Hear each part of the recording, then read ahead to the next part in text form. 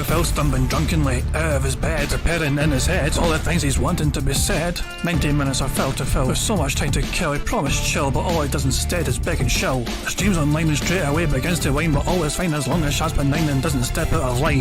His content's immature for all to endure like fresh manure, but I feel sure he ran shooting feeling so insecure. The money earned from yesterday was withdrawn and long gone, as Phil's spending impulse is always had to stay on. If supports are also slow and stays so low and fails to grow, you never know, the show may turn into an easy bingo. Once ticked off across the board with charge to what because his code can be ignored, just how much DSP makes us feel so bored to help us fight or sleep and try to keep alert to watch a creep who play bingo, but Phil will bitch and why his sheep are also cheap. While DSP is chasing green, we're seeing green across the screen as Phil's routine predictability rivals are so machine. It's not in burp and leaning ban, it matters not if battery fun is childs can't see if flowers make him feel less of a man. Takes a drink and starts like before lunch and into a big pretending there for bills when truth is there to buy a wrestling JPEG. Talks about his shitty life of college cat and fatty life and all his strife of forgetting that it's unwell and they were rife. With drama he will react but isn't act as a fact as he rehearsed to be exact in how he felt he was attacked. She's nearly over and a win is in sight with what to white despite Phil to light that tips were not white.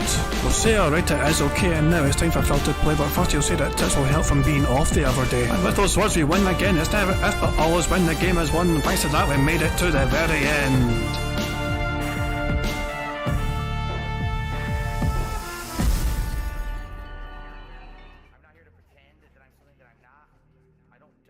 Hey guys, King Jad here and welcome to DSP Bingo for us today, Monday the 6th of March 2023. I do hope you're all doing well indeed.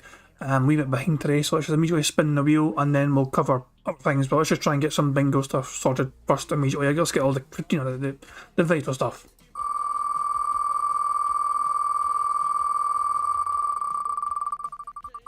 And it is going to land on style. Something style. Fantastic indeed, fantastic. By the way, the centre square today is bills, inspired by Phil's recent he's been reintroduced, is it reunited almost with his two big bills. Shout out to Agent Proper for the thumbnail, by the way. This is not, no, he made this for himself, it wasn't made, he used this for his own thing, but yeah, Phil has two big bills that he's not heard from in at least, months, ever since, Moist Crackle called Phil out on this, ever since that, Phil has not talked about bills, he's not mentioned bills, but lo and behold, they're back, and with a vengeance. The two big bills are back. But, yeah, let's just pick a card very quickly. Style. Guys, we need a number between 1 and 200. The first number in chat I see between 1 and 200 with the card I picked for today's bingo shenanigans. 26 was the first legitimate number I saw. Barrett Wales posted a big number which doesn't make any sense, so I'm not picking that. But Overcrimp with 26 was the first number I saw in chat, so thank you very much.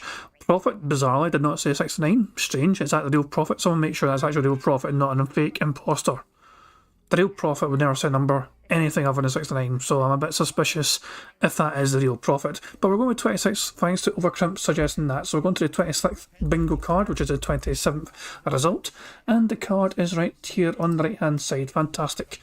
I am going to save it now before I forget to save it, so I'm leaving it behind today. Usually I read off the card, but I just want to make sure I get it saved and get it set up, get the stream set up and all that, so we don't miss Phil starting the show, because he could start the show any fucking time. He just might. It's hard to fucking tell with fucking times. So yeah, the card is taking a second here to actually properly save it. Just need to name it and save it. Fantastic stuff. And cool stuff. The card has been saved. Money, yeah, yeah. Money, money. Oh, money, money, yeah, yeah. Money, money. That's right, I completely forgot to read out the shoutouts because I actually have a couple. First of all, for that shoutout right there, thank you very much to Black Mage for saying suspiciously he took last night off for taxes the same night as an AEW pay-per-view. A little bit suspicious, yeah. I mean, Phil is a big, strong wrestling fan. He's obviously clearly still has a fondness for it, you know what I mean? But who knows if there's a correlation there. It's definitely interesting, the coincidence.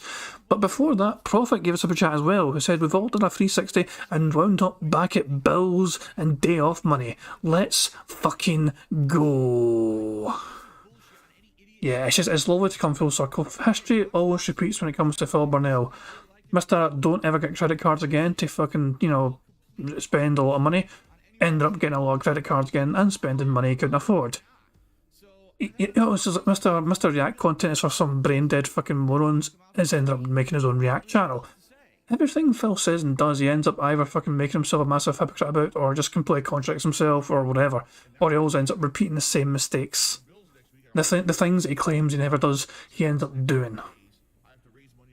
Dashy says, I just realised Phil is like Eric Bischoff. He is acting better than ever, I guess. That's the only thing I remember about Bischoff's random fucking theme tune. But anyway, so yeah, Phil is fucking freaking out because Jasper is literally on his lap right now as he sets up fucking array for that. So I'm going to save the card. Give me a second here. I need to open up and load it for you guys, and we can get a good better look at this card. Fantastic stuff. You guys all know the rules when it comes to the bingo stuff. If we get 10 burps, that is a free space. If we get 25 snorts, that is also a free space. 100 likes for Phil before he records a gameplay on YouTube is a free space, as well as 100 likes on this very bingo stream, also giving us a free space. If we get 25 out of 25, one of you guys win a prize in the chat. And yeah, it's yeah, I guess that's that. Covers the rules. I'm going to turn the music up while we wait for Phil to start the show. So you guys enjoy Meerkat's amazing banging tunes, some classics in there and some newer ones as well. And yeah, you'll hear from me again when Phil is starting the show. So thank you for being here, guys. And yeah, hopefully the card is agreeable to people. And oh, what's happening? Dashy says if you want to play it on stream, I send it. I'm not. Anytime Dashy sends me something to play on stream, I usually get fucking copyright struck. That's a dangerous road to go down. Oh, hold on. I'll play a wee bit of it. I'm bad, and I'm better than. Well, I'll do. I'll fucking do. That's all I'm fucking playing. Hopefully that'll be fucking that's enough. No need to fucking hear any more than that. Jesus Christ. Thank you very much for that, Dashy. But yeah, I'm just gonna turn the music up. You guys can enjoy some Meerkat music. We'll wait for Phil to start the show properly. But thank you very much again for being here for some more robust DSP Bingo content, and hopefully we can kick off the start of a brand new week. You know, it's a Monday, start of a brand new week, and hopefully we can kick off with a full house victory.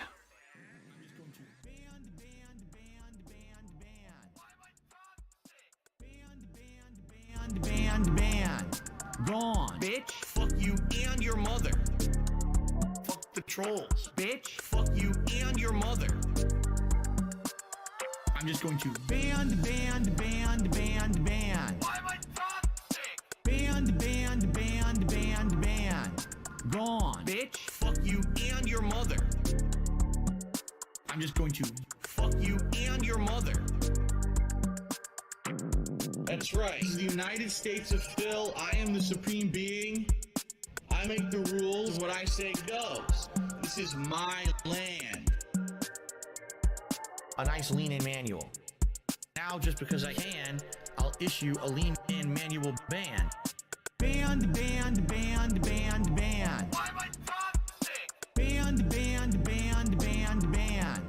Gone. Bitch. Fuck you and your mother. The trolls. Bitch. Now, just because I can, I'll issue a lean-in manual ban. Band. Why am I toxic? Band. Gone. Bitch. Fuck you and your mother. I'm just going to fuck you and your mother. Alright guys, how about this?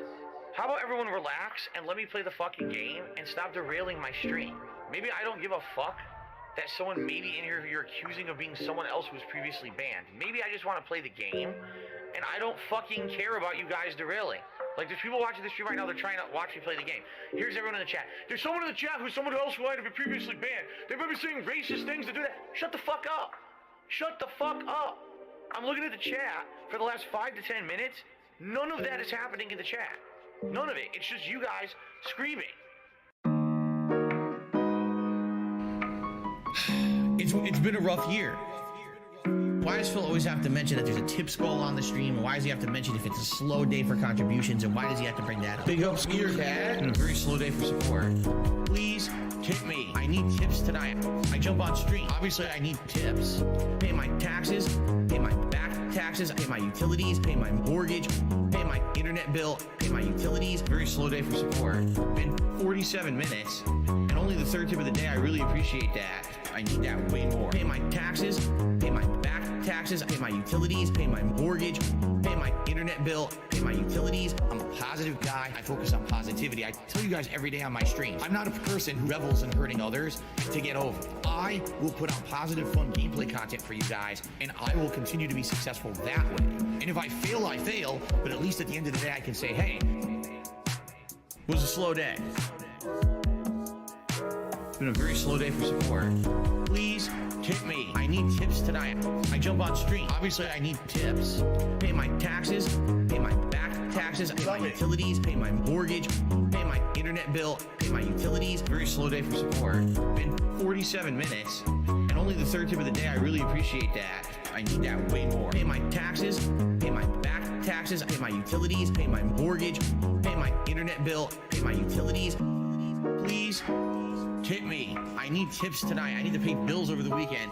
I appreciate those who contribute in any way.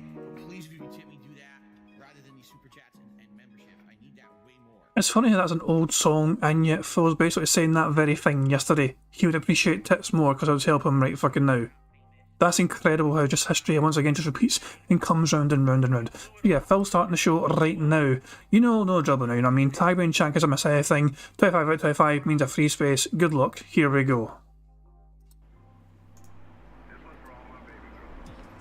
Oh, hello. I didn't see you there. Welcome. How you guys doing today? Phil here, and this is the Level 1 podcast where we're busy having fun down here on Level 1. Today is Monday, the 6th. That was a weird intro, wasn't it? It is Monday, the 6th of March, 2023. And I hope I find you all well, and I hope you're doing well, and you're ready for a fresh new week of all kinds of stuff going on, right? I am stoked for today. Allow me to tell you why, because today will likely be the opposite of yesterday for me. And what I mean by that is less stress. Whew. Yesterday, Sunday, was a very stressful day for me. Between the one stream that I did, which was Wolong Fallen Dynasty, which I am going to do a little bit of a follow-up discussion about today on the show, but I don't really want to take a giant chunk of the show to talk about it, because I feel like, you know, you get to the point where you talked about it so much, you don't have too much to add. I do have a couple quick things to add about yesterday's session, which was very disappointing. But outside of that, I just don't want to keep talking about it every day. You know, I'll be playing it again tomorrow. Maybe for the last time. We'll see. We'll talk about that. But in addition to that, you know, yesterday I didn't even get to do a second stream. And a lot of the times when I have a stressful first stream, the second stream that I do, usually being what I call the late night chill stream or the late night chill session. That's the session where we get to hang out and have a good time together and get to sit back and just kind of relax. You know, when I'm playing games like Oblivion or right now Like a Dragon Ishin, these are not incredibly stressful playthroughs. In fact, these are way more kind of, you know, wandering around, doing questing, lots of dialogue. We get to talk and interact a lot. I get to answer a lot of your questions and we have conversation. I really like that, because it allows me to have more social interaction with you as opposed to, say, a date. Money, yeah, yeah. Money, money. Oh, money, money. Yeah, yeah. Money, money. Thank you very much to Black Mention Super Chat. It says, playing video games all day is so stressful, dude. It's just Phil. I mean, keep in mind, Phil fucking create. I love how part of me just thinks that, you know, there's a couple of ways to interpret Phil's fucking logic here. His logic is that the first stream is primarily to try and fucking gain as much fucking money as possible.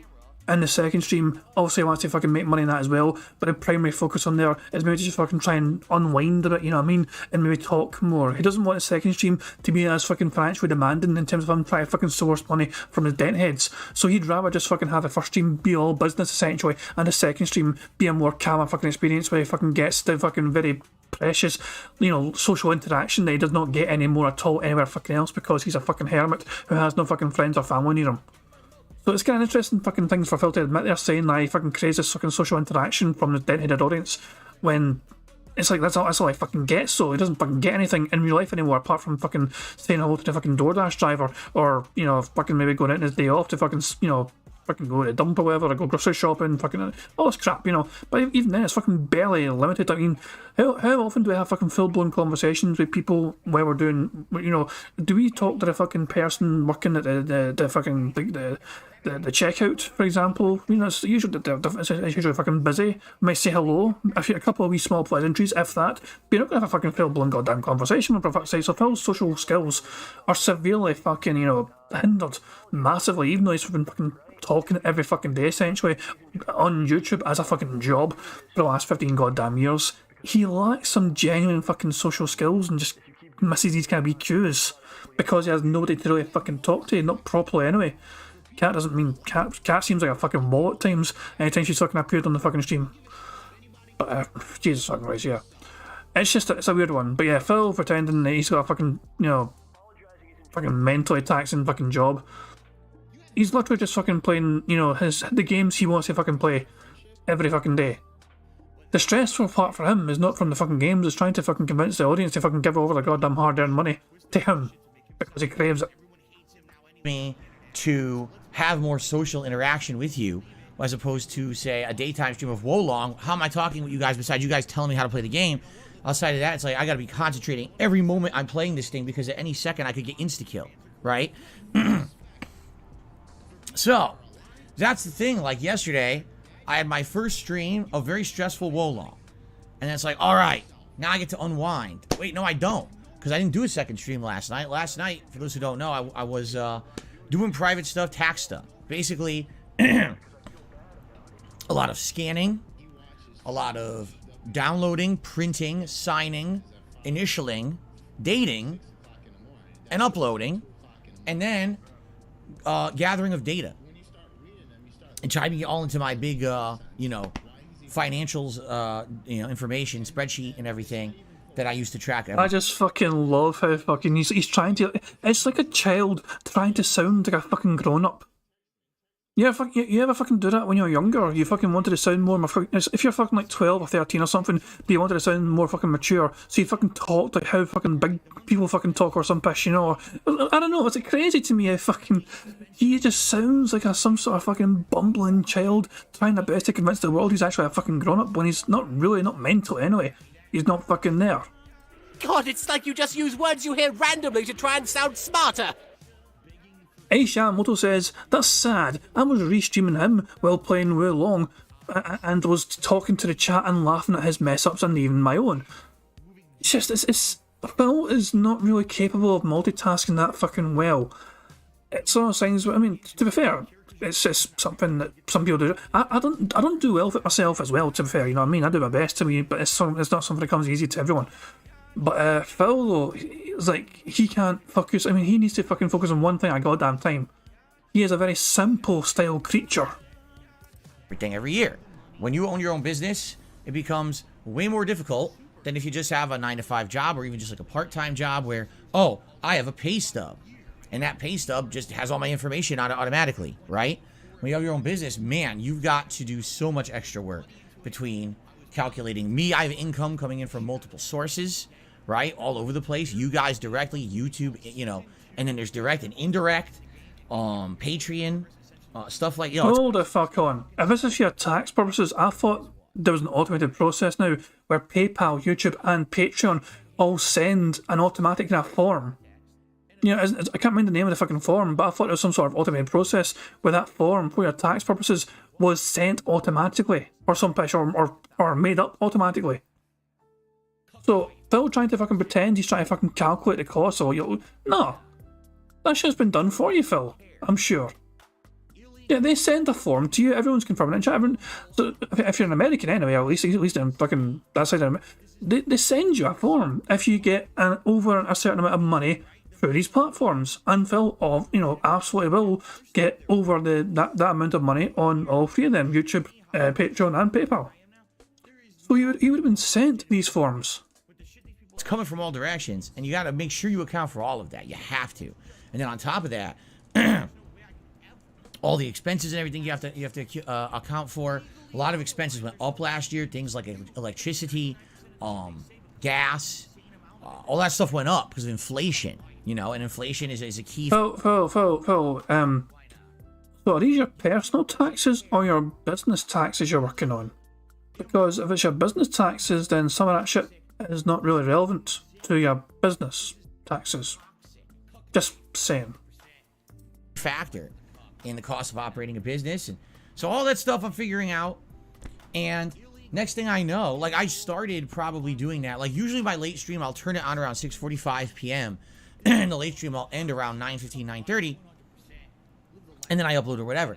Like, I was in this office around 6:30, so a little earlier, and the first thing I did is I printed out the documents I needed my wife and I to sign, and then I just got right into, like, the data. Right? Whoa. Your wife to sign? So are these, like, both business and personal taxes at the same time? Because obviously his wife has nothing to do whatsoever with his fucking business. She has made sure she wants nothing to do with his fucking goddamn shitey business. My wife and I to sign. My wife and I to sign. So I assume it must be personal fucking business and tax. You know, personal fucking taxes. All this information is not really... Same as I'm saying, we're given all this information and it's just... It's like a word jumble, essentially. We don't even know how much of this is fucking, you know, accurate.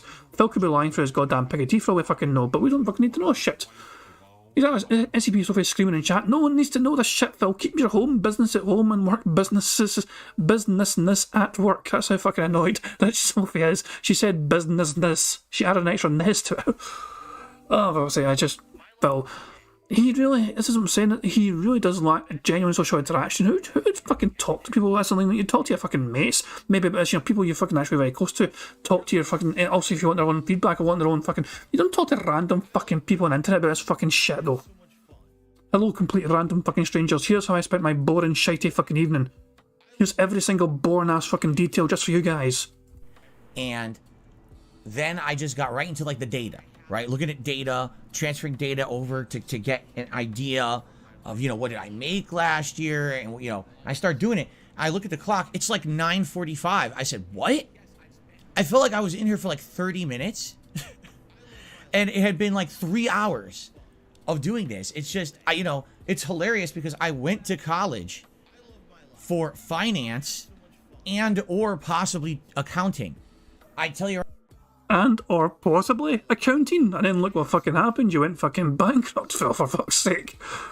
You spend it fast and you fucking earn it, for fuck's sake. I mean, what do you mean and or? Do you not even fucking know what you went to college for? One more time. Tell us what you went to college for, Phil. Of doing this. It's just, you know, it's hilarious because I went to college for finance and or possibly accounting. And or possibly accounting. I tell you right now, it's the last thing I would ever want to do. Now that I've done so many other things with my life, and I'm so... What do you mean you've done so many other things in your life? You've done fuck all your fucking life, Phil. You spent the last 15 years practically becoming a fucking vegetable. I've done so much with my fucking life. Now you fucking sat in your arse for, you know, a good large chunk of that fucking life doing absolutely fucking nothing. What precious memories have you fucking gained within the last 15 fucking years, Phil? What special fucking things have you done within the last goddamn 15 years of your pathetic fucking life, apart from fucking moving away from your fucking family? Jesus fucking Christ, what special memories? The only things he's got to fucking look back on and reminisce is things like maybe it's like staycations with Liana. That'll be it, essentially. And even then they were technically business funded because Phil fucking videoed all them. Every single thing Phil did was fucking monetised for his channel, made for his fucking channel, so he was able to fucking write it off as a business expense. So far removed. Money, yeah, money, oh, money, yeah, money.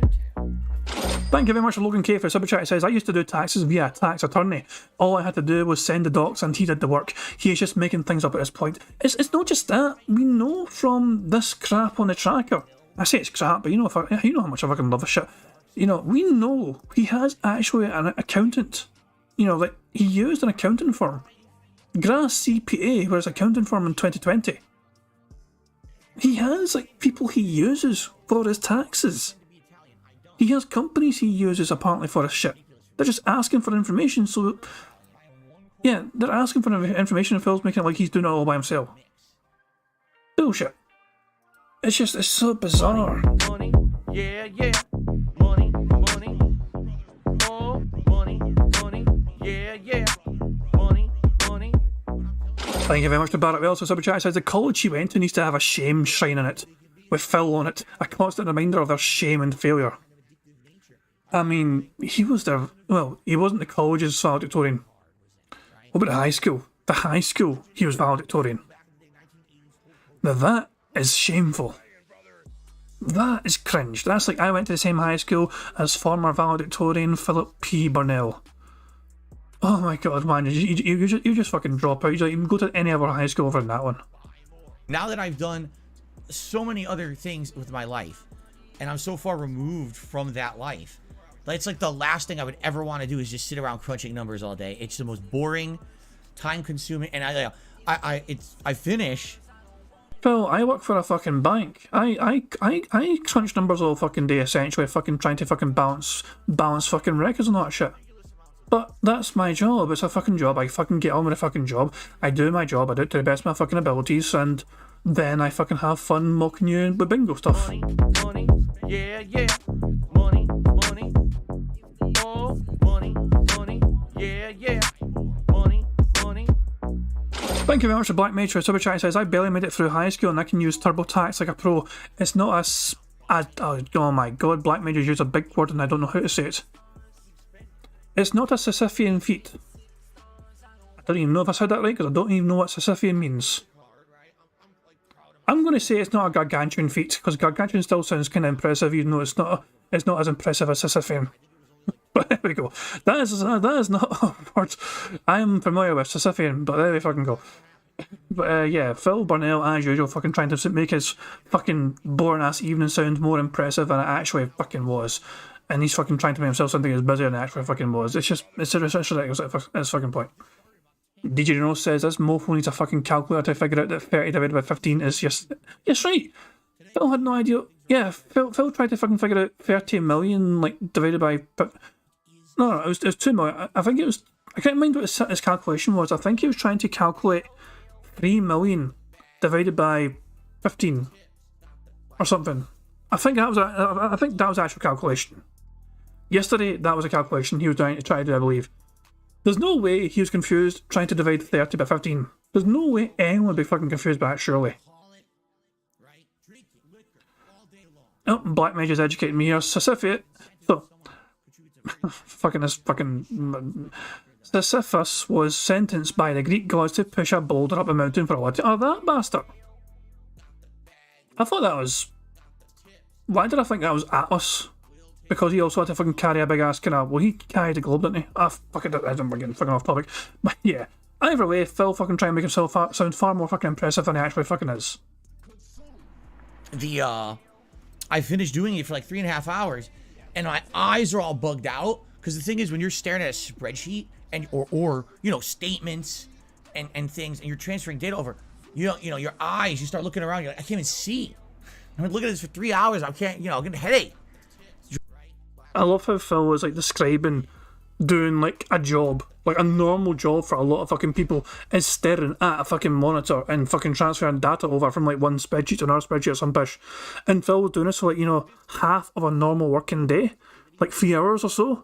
And he's like, my eyes, and he's like, this is how fucking out of touch he is with the fucking modern world, where he's like fucking completely just out of touch with what it's like for most people. And this was in Phil's staring at a fucking TV all goddamn day anyway, fucking playing games poorly. It's bizarre. Heather's asking why does he need a spreadsheet? Business expenses? Probably, yeah. Fucking, he probably uses some...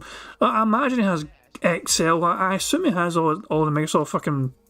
the packaged products, Microsoft, Word, Excel, PowerPoint, all that crap. But yeah. Ares is educating me now. In Greek mythology, Sisyphus or Sisyphos was the founder and king of Ephyra. Oh, you fuckers and your big words. Trying to say big words when I'm fucking butchering English all the time anyway. What else to say? I'm lost. Money, yeah, yeah. Money, money. Oh, money, money. Yeah, yeah. Money, money. Thank you very much to Australian Doom, who says the irony of Phil talking about numbers when he does the same thing every damn day, taking money from his dents. That's an excellent fucking point, Australian Doom. Let's try and finish August Stevenson's wee educational thing. So Hades punished Sisyphus. Hades punished Sisyphus. There we go. I've lost my place. He punished him for cheating death twice by forcing him to roll an immense boulder up the hill, only for it to roll back down every time it neared the top, repeating this action for eternity. That is essentially Phil in a nutshell, fucking doing the same goddamn thing day after day, every single fucking day, and still fucking failing at it. In his case, it's fucking running a goddamn YouTube channel, a successful YouTube channel. Drive me nuts, and I just don't like it, you know. And what can I say? It's hilarious that I have a degree in finance, and this is something that I would never ever want to do in my life if I could help it. Anyway, so the good news, I'll give you an update on it, since some people undoubtedly ask, well, how did it go? Well, the good news is the initial work that I needed to get done got done. Now my tax guy can start working on the taxes. It's not all the data that they need to do my tax. The funny thing is, all Phil had to do essentially, right? This is what Phil had to do. I'll summarise what Phil had to do for his tax person. Phil had to fucking get a note of all of his income, so he would have fucking got those fucking things that YouTube sent to him. YouTube would have sent him that form, PayPal would have sent him that form, and Patreon would have sent that form, that kind of automated form for his fucking earnings and all that shit for that year. And then he would have fucking had to fucking, you know, get all his free business receipts as well that he fucking has, you know, for fucking buying games and all that shit, you know. Basically, he's taken all the information what Phil spent that year on his business, and he's thrown all that information to the tax guy. That's all he's doing. Now, if Phil was a smart person, he would fucking constantly fucking keep updating this as, you know, pretty much every day. At the end of every fucking stream, or at the end of every week, Phil could update this time by time, making it easier for himself when it gets to this stage of the fucking year.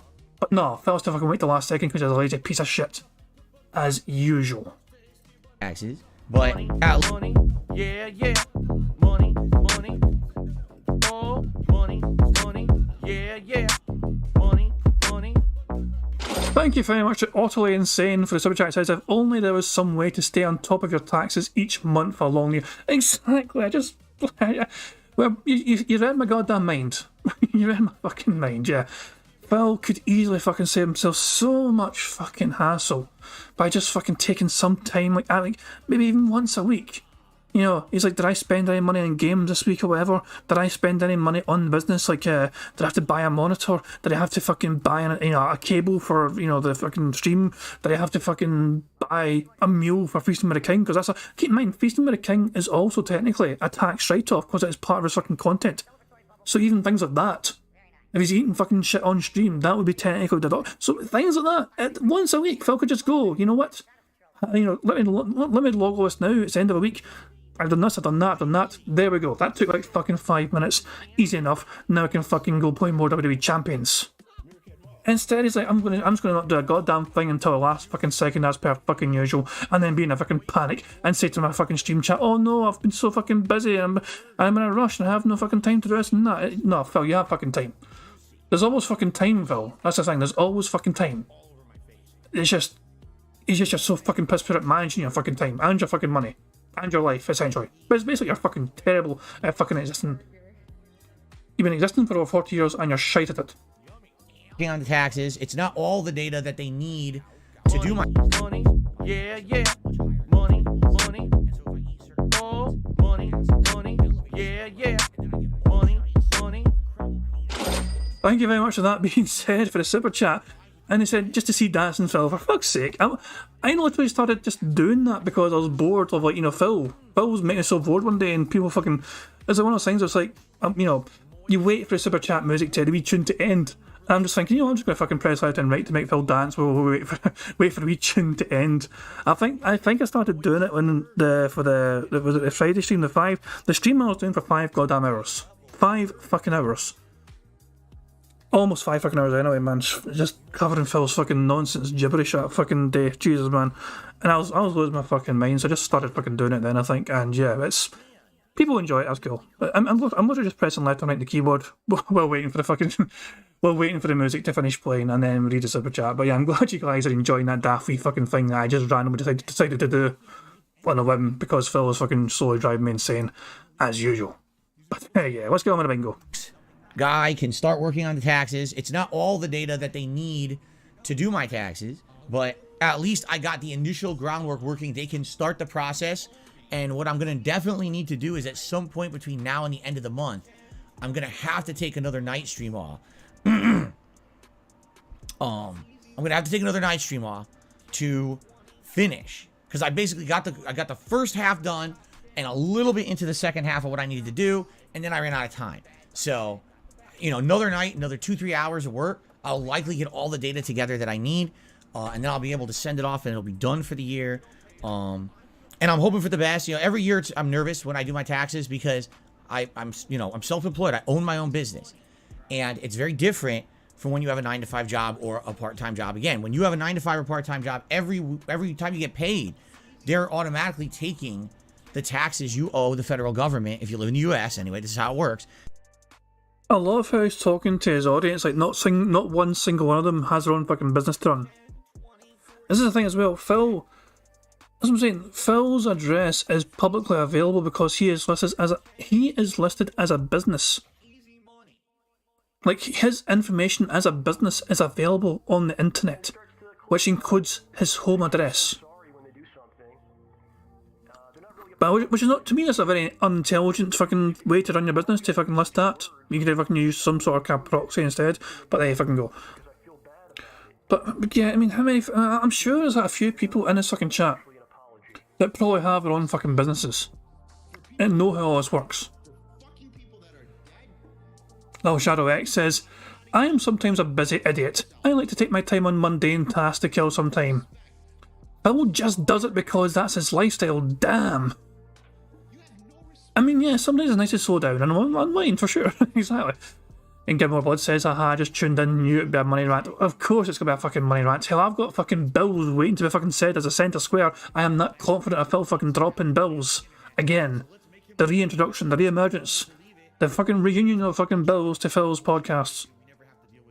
Barrett Will says, $8 per month for a P.O. box. I can't afford that, dude. This motherfucker spends $9.99 per month on Doordash. You can afford it. Jesus Christ, man. It's actually $8 a month for a P.O. box. If that's all it fucking is, why the hell did Phil not do it? I mean, he gets sent stuff all the fucking time anyway. Fucking the Dutch brothers send him fucking LED lights and fucking t-shirts and fucking teddies and all that shit and all this fucking nonsense garbage. What the fuck, man? Wow. But yeah, long story short, Phil doxed himself. They automatically take those taxes out of your pay. So you're getting what's called the net pay. Now, sometimes you overpay, and at the end of the year when you file your taxes, they say, hey, guess what? You're getting a refund. Oh, okay. Barrett Wells said that Prophet mentioned it was that, so it's $8 a month in Canada for a P.O. box. Okay, it might be different prices in America, in the United States of America compared to Canada. Fair enough, okay, yeah, sure, that's a good point. It's probably not going to be that fucking much different, no, I'd imagine. Congrats, you get some money back. You're like, wow, that's neat. I get some money back. I love a little bonus here. That's excellent. Money, yeah, yeah. Money, oh, money, yeah, yeah. Money. Thank you very much to Black Mage for Super Chat. It says businesses should be filing every quarter, by the way. Yeah, I've heard that. It's like, I mean, I'll say I work for a bank, and they have a thing where it's like every quarter they'll review not only how you're doing, and obviously you're employed, but I mean, so fucking it makes sure every fucking 3 months you're doing all right and your work's all right and up to scratch. But they also have some kind of financial performance review of their own business as a whole to see this is how we're performing so far this year, the first quarter. You see, yeah, I mean, it's a kind of business kind of fucking term, but yeah, you're always fucking meant to be fucking logging this kind of shit every fucking quarter. That is a smart fucking responsible way to do it. But Phil doesn't do that because he's not smart or responsible. Or barely fucking human for that fucking matter. But, Jesus fucking Christ, man. It's just unbelievable. Phil is just... Yeah, this is why he's a fucking lol cow. This is what makes Phil Phil. Gimmer what is asking, are paper plates classed as a business expense? No, nah, just surely not. Surely not. You get some money back. You're like, wow, that's neat. I get some money back. I love a little bonus here. That's excellent. When you own your own business, you've never paid enough. There's never been a single year that I've operated a business on YouTube where I have actually had like a refund. It's never happened. It's always somehow you underpaid. I mean, when you're fucking classing your WWE champion spending on, microtransactions as a business expense when it's not, then I wouldn't be fucking, I wouldn't feel so fucking shocked at that. See, no, keep in mind, I am of a firm belief and opinion that Phil Burnell logs WWE champion spending on all those microtransactions as a business expense. Now, that is not confirmed. That is not a fact there. That is my personal belief that Phil logs every single bit of spending in WWE champions and his mobile gaming in general because they're all microtransactions, because they're all gaming microtransactions. If anyone fucking asks, basically like the IRS, for example, he can say it's related to my fucking business because I am a content creator for fucking YouTube videos playing video games, then he fucking tries to fucking pass all that shit off as business expenses. So that's my fucking theory there, that fucking Phil passes all that shit off as business expenses when he's not even doing it for his fucking business. So him whinging and whining about not getting some sort of fucking money back for fucking, I was fucking overpaid. Did Phil Burnett overpay and got some fucking money back? No, Phil, you fucking never fucking overpay. As if you're going to fucking give enough fucking money back to the goddamn country you fucking live in. You have been scamming your own home nation for so many fucking years now when it comes to your fucking taxes. So much so they have to put in a goddamn weird ass fucking payment plan because you're fucking shortchanging them for so fucking long. You're fucking making sure you're spending your fucking money on WWE champions and making sure you fucking pull that fucking 6-star banana hammock fucking wearing Hulk Hogan card. You made sure Scopely got their fucking money, but you fucking made sure that you fucking didn't have enough money for your own goddamn country. It's bizarre to me. It really is fucking bizarre how he gets away with it. It's a constant scam with him. Dark Angel Storm says it won't be just WWE champions now. That Street Fighter game on mobile, I'm calling it right now. DSP will be playing that. It's very fucking possible. Very possible indeed. August Stevenson says that he absolutely says that microtransactions is business expense, but he can't risk being audited. All an IRS agent has to do is ask a question, where do you stream the WWE champions? Who knows? I mean, I'd love it to happen one time. That's what I'm saying. If Phil can prove me wrong, in my theory, I will hold my hands up and apologise for being wrong. But I'm genuinely of the fucking belief that Phil is actually listing off these fucking personal hobby of an expense of WWE champions, all those fucking microtransactions. I believe he is trying to fucking mask that as business expenses. You know what I mean? And if I'm wrong, I will gladly hold my hands up and say, hey, my theory was wrong. I do apologise for causing you any distress and inconvenience. But if I'm right, then I fucking told you so. Oh, August Stevenson also says that PO boxes in Renton start at $16 for the smallest box to $54 for the largest a month. Interesting to know. Yeah, Phil's just like, okay, fuck it, just put my own home address, what's the worst that can happen? They dox me. Okay, because by the way, no one's taking taxes out of the money I get. It's my responsibility on a monthly basis, or at the very least on a quarterly basis, to be making estimated payments to the government. They expect me to guess like exactly how much I'm going to make, and or based on the performance of what's going on the few months before, kind of guess and okay, this is what I should owe, and then send it to them. And the thing is, do you have to do it that way? No, but if you don't, you get hit with so many penalties. You'll get hit with a ridiculous amount of late fees and penalties if you don't pay them anything till the end of the year. Because some people do that, they just don't care. They wait till the end of the year. Sorry.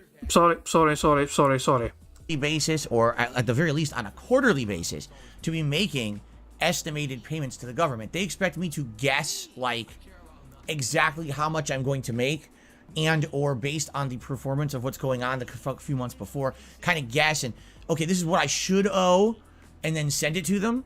And the thing is, do you have to do it that way? No, but if you don't, you get hit with so many penalties. I just wanted to make sure I didn't miss anything in the card. I didn't miss anything in the card I thought I had.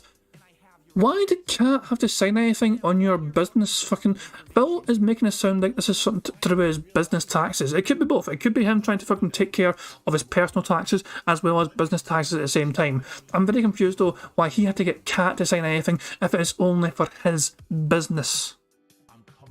You see why I'm fucking confused here? What the fuck does Cat have to do with his shitey little YouTube business? Fuck all. Is she listed as some sort of fucking employee or something? penalties.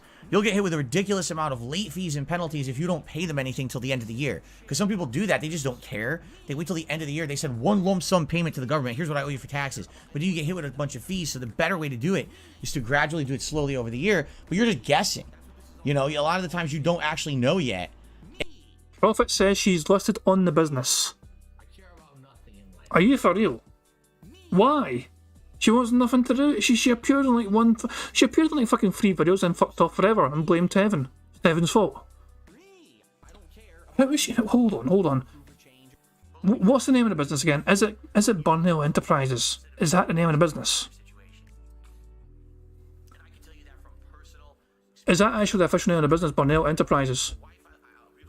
Burnell Productions. I fucking changed the goddamn name. Burnell Productions.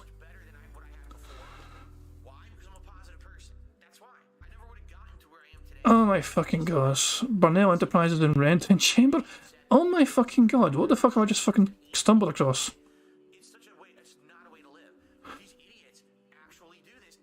Hold on.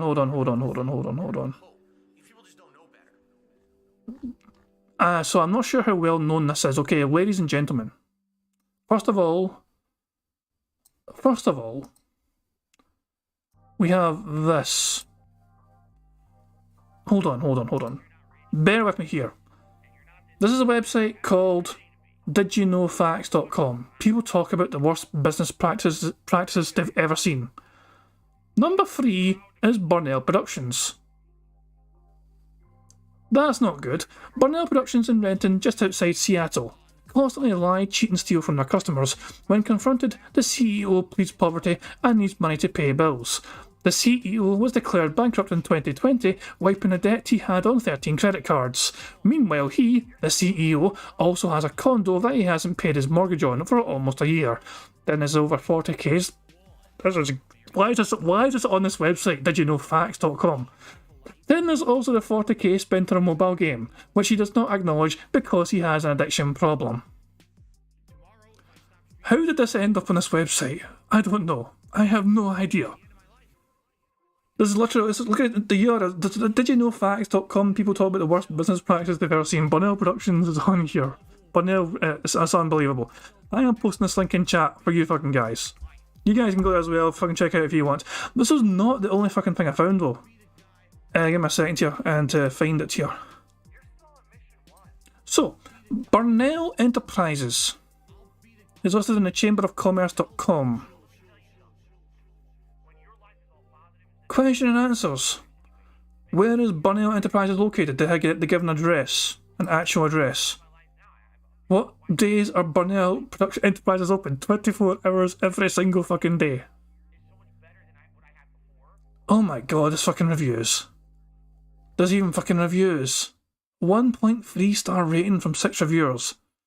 Eduardo Tacito thought it was camping good shop, what with all the gaslighting I heard going on. Frog in Wonderland. As I was walking my dog around this area, I could hear constant complaining and something about wearing hats and vests for money. Very worrying. Keep your kids away from this place. Edgardo BSC Ostia. The ambient was toxic. As soon as I got there, the owner started begging for money. Excellent air. Is that the guy? Fizz Dash. Dead air. Load more reviews. 3 out of 5 from RRU. I tried to donate my old laptop, but the owner was very hostile towards me. Thankfully, the place is wheelchair accessible. Still, I can't recommend.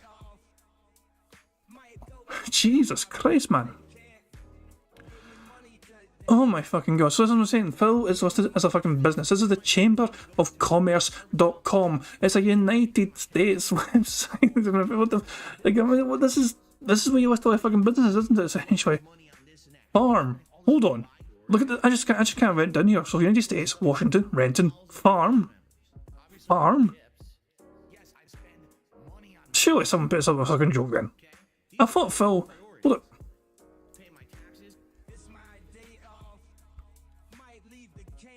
No results found on Chamber of Commerce or Burnell Productions. Ah, fish. Nah. Worth a try. It was worth a fucking try. Prophet, what does Prophet say? Hold on, what does Prophet say? Search Burnell Productions renting on Google. Look at the pic shown. Okay, hold on. Give me a second. So, hold on a second. Yeah, we can always catch up in Bingo. Burnell Productions Renton, and you want to look at, oh my fucking god, of course. So yeah, this is the first image that is shown when you type in Burnell Productions Renton. This bug-eyed look, this fucking picture, this famous image, this extremely flattering. What the fuck is this image? What the hell is this? Oh, I cannot. Is this AI generated? Hold on. What the hell is this? This must be some sort of AI generated image. What the hell? But this is the first image it shows on Google.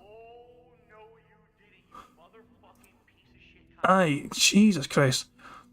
There's another website, 32 the worst business practices you've ever seen, and it says Burnell Productions and okay, fine, let's have a little quick check of this one then, fuck it.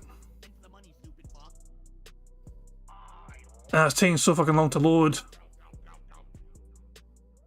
I'm gonna give it 5 seconds. 5, 4, 3, 2, 1. Fuck it, we're not loading it, fuck it. DSP police report. Oh, is that the swatting?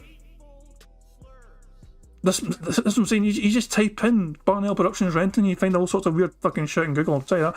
I'm not going to go anymore. I'm not going to look too much into this fucking shit. Guys, if you want to fucking look more into it, then by all means be my guest, but I don't want to fucking detract away from the bingo shenanigans. We're having a good fucking laugh there, I know, but at the end of the day though, we've got a fucking game of bingo to fucking play. But I've got something fun to look at later on. I'm going 1.25 speed, by the way. Exactly what you owe. And then, like, again, I never get it right. It's always under. So you always have that worry. Did I gross underpay last year by accident and didn't intend to? And now is it going to tell me that I owe a ginormous amount of back taxes that now I have to somehow pay over time? But by the way, money's already tight. So now can you imagine? Now I got to factor in, I got to pay more for a back tax payment because I already, as you guys, I've mentioned this before, and I'm not going to go into massive detail. This is not going to be a giant segment of the show. I do have back taxes that I'm paying, and it's all left over from the days, you know, when I had all those financial problems. I've still got back taxes for years and years that I have to pay off slowly. It's going to take forever. I might be doing it for decades. Seriously. That's how it is, like this slow burn of trying to get it off of your back. If I had the money, I would pay it right now. I don't have it. But, you know, the government wants their money. So it's like, well, I got to slow pay it. So a lot of the times it's funny when people say to me, well, Phil, I don't understand. Where does all your money go? I've got a lot of things like that going on. Basically, money that I have a slow O. A slow O. Wow, is that a new term I just made up? A slow O, where you owe it, but you don't have to pay it immediately. As long as you pay it slowly, it's okay. But it basically drips you dry. So every month I get a payment from YouTube, and immediately it's like, okay, pay the big stuff, like the mortgage, the car. Wait, what about all these slow O's? So it goes to this payment plan, to this payment plan, to this. Oh, I have no money left. And that's what happens every month. And so when I do my taxes, it's like nervous even further. Will it go up? Will they now tell me I have to double what I'm already paying on my the back payment plan? And where's that money coming from? You know what I'm saying? So it's concerning, it's frustrating, and it makes me nervous whenever I have to work on this. It really does. And that's what I mean, like, it was a stressful day yesterday, because the first half of the day was a stressful game of Wolong Fallen Dynasty, and I'm like, here we go. Now we can relax and we can have a chill stream. Oops, there's no chill stream today. I'm doing my taxes. Oh, shit. And now here comes the stress. You know what I'm saying? Nick says, my Connecticut tax guy did me dirty all those years ago. He did. He absolutely did. That's one of the reasons. And again, not to beat the dead horse of my history, but when I lived in Connecticut, I had a tax guy who was doing my taxes, and he's doing them all correctly. When I moved out here to Washington 9 years ago, okay, this guy, I told him, I guess we're saying goodbye because I'm moving to a new state. Well, Money, yeah, money, oh, money, yeah, money. Thank you very much to QuasarX for Super Chat. It says, why is he talking to his audience like he's teaching them about taxes when he believes he's talking to people between their 20s and 40s? I think that he believes that, like him, they all have the outward, even though they may all be physically adults, he thinks that like him, they have the mind of children. At least I'll say, Phil obviously is not fucking going to admit he has the mind of a fucking child, but he does act like a fucking child most of the fucking time. But yeah, I think he's basically treating his audience like children because they act like it. Yeah, money, oh, money. Thank you very much to Black Matron Super Chat. It says he pays the minimums and there's interest. He's going to be paying that 30 grand till he dies. I wonder what will last longer, the payment plan or Phil's health. That'll be a good fucking bet to have. No. Okay. This guy, I told him, I guess we're saying goodbye because I'm moving to a new state. All the taxes are likely going to end up having to be calculated differently because I'm in a different state now. And he assured me, oh no, I can continue to keep doing your taxes. Please keep your business with me. We'll do it all correctly, yada yada. So he did my taxes 2014, 2015, 2016. And then come 2017, I get notified by the state of Washington that he was doing them wrong all along and I owed them a ton of money. And I'm like, great. And that's really one of the major things that screwed me over, you know. We reminded back, by the way, guys, apparently this tax guy he had back in Connecticut was a family friend and also some sort of teacher or professor at some college.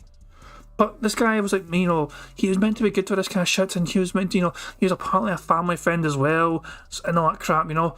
So, yeah. It's funny how, you know, that kind of stuff, those details are never usually fucking admitted by Phil, you know, later on. It's like, what happened to this guy? Did the guy fucking owe you? Did he try and fucking make amends for this shit? I can guarantee there's more to the fucking story. I guarantee you. Because, keep in mind, Phil decided to fucking not sell that fucking condo in Connecticut. For some random fucking arbitrary reason. Wardleguida says they also told him that he wasn't sure if it was different in Washington, but Dave said it would be fine or something. Keep in mind, Phil moved to fucking Washington in the first place because he didn't believe that the taxes were going to be as bad from there. That was one of his strong selling points for him because he thought he was going to be paying far less taxes in Washington than he was in Connecticut. And obviously, you can see where that fucking ended up with Phil. He fucked up monumentally. As I told you guys, there's been many different like milestones in life here where I've been a YouTuber where it's like, I'm getting to a good point financially and then something screws me. And that was really the tipping point because after that, there was no coming back. Like once that one happened, that I had to pay thousands upon thousands of back thousands of dollars to this state. And then I had to pay a tax attorney to fix that. And that was thousands of dollars of work and everything. Basically, that was it. I was never coming back from any of it. And that's one of the major reasons that led to my bankruptcy, not all of them. But anyway, so now I'm kind of like, I get nervous around tax time because even though I know I did everything I possibly could have done to do my taxes correctly, it doesn't mean that I did. You know, even as much as I try due diligence to make sure everything's right, even if you're paying someone thousands of dollars to do your taxes, they could still do them wrong. And now you're screwed. You're on the hook for it. So that's why I hate this time of year, you know. But the good news is more than the first half is done. Like I said, likely one more night, maybe, you know, second half of this month, I'll take off from streaming to finish the work. And hopefully that's it. And then I can just say, okay, phooey, for the rest of the year, I can chill and relax and breathe easy and everything. You know, because there's been some years, like last year, all right? And this will be the last thing I talk about it. Last year, okay, there was this concern because my old home in Connecticut had been foreclosed upon years ago. And finally last year, they had, actually I take it back, it might have been 2020. No, it was 2021. Okay, it was 2021. The foreclosure finally fully went through, and that home was no longer in my name. But there's this weird thing in tax law that says if you have a property that's foreclosed on, they could consider that profit. How? Exactly. It's not an asset I own. I didn't make any money on a sale. My credit was ruined, and I lost the asset. So how is that profit? But apparently there's some situations where it can be considered profit. And if it was considered profit, exactly how would I account for, you know, I think that property at the time that they foreclosed on it was worth maybe $80,000, $90,000. How are you going to account for the fact they're going to say I made $90,000 that I didn't make and I owe taxes on that, right? Like, that's insane. Good news is, no, that didn't happen, you know. It was all accounted for properly and everything. And apparently, no, you know, I wasn't liable for it, thank God. You know, that's good. That was last year. I was actually nervous a lot of last year behind the scenes of everything going on, saying, man, what's going to happen? I don't know, this could screw me over. Another thing that could just screw me over that no one really talked about or knew, and, you know, but thankfully that has passed, okay? We're past that, and it's not a big concern anymore. So, this is what I mean. This is all stuff when you're operating your own business and you're having, you know, you're having a real adult life with financial situations and repercussions and shit going on. This could be stuff that goes on in the back of the heads of people. And you never know. And it's weird because when I was younger, I would see like people who were like 40 years old, and a lot of them would be all stressed out and pissy. I was like, so who pissed in your Wheaties today? Right? Like, who ruined your life that now you gotta be a jerk to everyone around you? And now I'm 40, right? I'm 40. I'm like, now I kind of get it, because you never know what's going on behind the scenes of someone's life. You don't know how stressed they are, or what could possibly, they're so afraid, because something that could ruin their life could be lingering and they have no control over it. You know, when you get to this age, there's so many factors going on. I mean, not only stuff like that, there's health factors and things. You know what I mean? Like, there's a million things going on all at once. And you could just be like, you know, seriously, you're to the point where you never know what's going on in someone's life, right? So at least in this day and age, when I run into someone who looks like they're really upset, or they're pissy, or they're stressed, and they're acting like a jerk, I at least kind of give them the benefit of the doubt for the moment. Understand, maybe they're acting like a jerk right now, but there's a really good reason for it, because they're so, you know, emotionally upset about stuff. Maybe that's why they're actually acting like that. You know what I'm saying? Like, maybe it's because there's so much going on in their life, and, you know, now I get it, because now I've been there and I've seen that kind of shit going on behind the scenes in my life. And now, you know, that's the thing. Like, some days I know for a fact there have been days where I've come to stream and I've been purposely like pissy to people on the stream, and it's not your fault. It's because this shit going on. And, you know, that's a shortcoming of mine. That's a human shortcoming. I apologize for that. But, you know, it is what it is. If there's a day and you come, you're like, Phil, why do you seem so upset today? It's probably why. It's probably stuff going on behind the scenes I can't really talk about. And it's affecting me in a real negative way. And it sucks because I'm a public guy. I can't just decide, oh, today I'm really upset about stuff behind the stream. I guess I won't go to stream today. No, I can't do that. You know what I mean? Like, I have to be on stream every day and be a public-facing personality to make a living. This is my job, to be here on camera with you guys, you know? So it is tough some days to not have that negativity come through. And I apologize for that, you know? I also want to apologize because I got a couple messages overnight from people saying they're upset with me. Money, money, yeah, yeah. Money, money, oh, money, money, yeah, yeah. Money, money. Thank you very much to Barrett Wells for Super Chat. It says, but he wallows in the misery of others like the old guy who couldn't pay for his shoes. That's right, for the fucking family. The old guy wanted to take his fucking family and buy them all fucking shoes when Phil went to the fucking shoe store with Cat. And he laughed about his fucking card failing because he's from out of state. He's not from that fucking area. He's fucking travelled to fucking see them and took fucking, you know, shoe shop and get him all fucking nice trainers and all that shit. You know, he must have been nice to, he must have done nice things for his fucking family. So he's like, I'm going to fucking buy all my fucking family, you know, brand new fucking shoes where, you know, they can get whatever they fucking want. And the fucking credit card wouldn't work for him. And Phil laughed with it. Maniacally. Money, money, oh, money, money, yeah, yeah. Money, money. Thank you very much to Black Metro Super Chat. It says he had no empathy until it affected him personally. That's the perfect fucking way to summarise Phil Burnell. He has no fucking compassion for people. He has no fucking consideration for people, or no fucking time for people going through certain things in life. Until it happens to him. He has no fucking way to fucking comprehend what it's like for people to go through some things. I apologize because I got a couple messages overnight from people saying they're upset with me. And whenever someone's upset with me, I want to seriously consider it for what they're saying at face value. All right? And these are not people, these are not trolls. I want to clarify something. These were not trolls who messaged me. These are actually like fans, people I care about because they care about me, and they're very upset with me. And so I want to apologize to everyone for the last few days if you feel like I came across like yesterday or the day before and I was talking about tips and can you help me with tips and stuff like that. People don't like that, and they're pissy, not pissy, excuse me. That's the wrong word, not pissy, they're pissed. And they should rightfully be pissed. If there's someone who's a fan of me and a fan of my content, and they're coming to my streams, and they're upset because they're like, oh my God, Phil's doing it again, and you know, and the thing is, there's a difference between saying to you guys, you know, I'm stressed today because finances are going bad. Or there's a difference between that and saying, hey, by the way, send me tips, right? There's a big difference between those two things. And it just sucks because being that my major source of income is crowdfunding from you guys, right? Major. I mean, the only other thing that I really get income from that's not crowdfunding is ad revenue. And ad revenue is all over the place and you can't control it. Half the time my videos get demonetized. I mean, I couldn't tell you, probably 2 videos a week on DSP Reacts is monetized. Everything else is demonetized, right? So you can't really control that.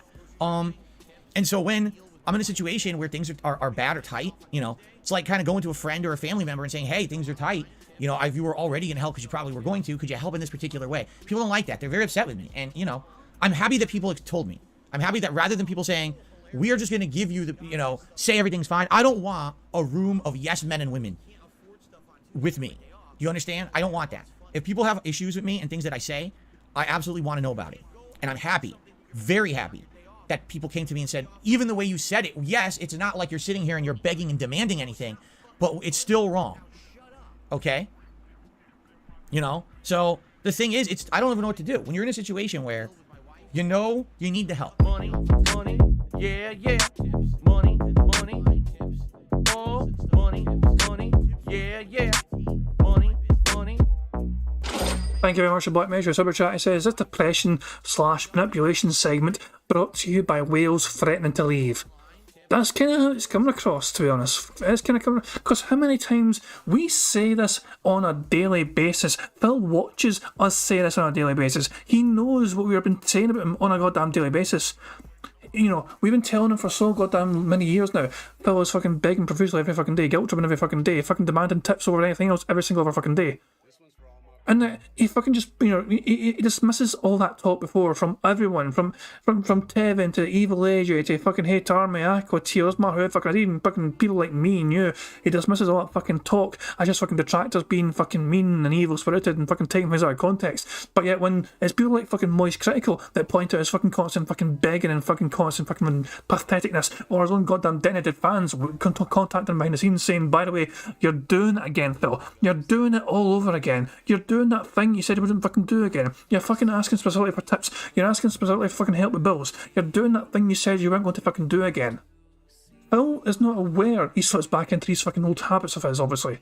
He's not fucking cognitive of him fucking slipping back into the old Phil Burnell, the old comfortable Phil Burnell. He was so comfortable fucking begging profusely every single fucking day, using bills as some sort of fucking crutch to fucking, you know, elicit, you know, funds from these fucking dent heads every single fucking day. And yet apparently it took like fucking 2 emails from 2 fucking dent-headed whales to fucking say, oh, you're doing it again, and Phil's like, oh, they were pissed at me. They were pissy at me. I'm sorry, they were pissed at me. No, Phil, fuck off, man.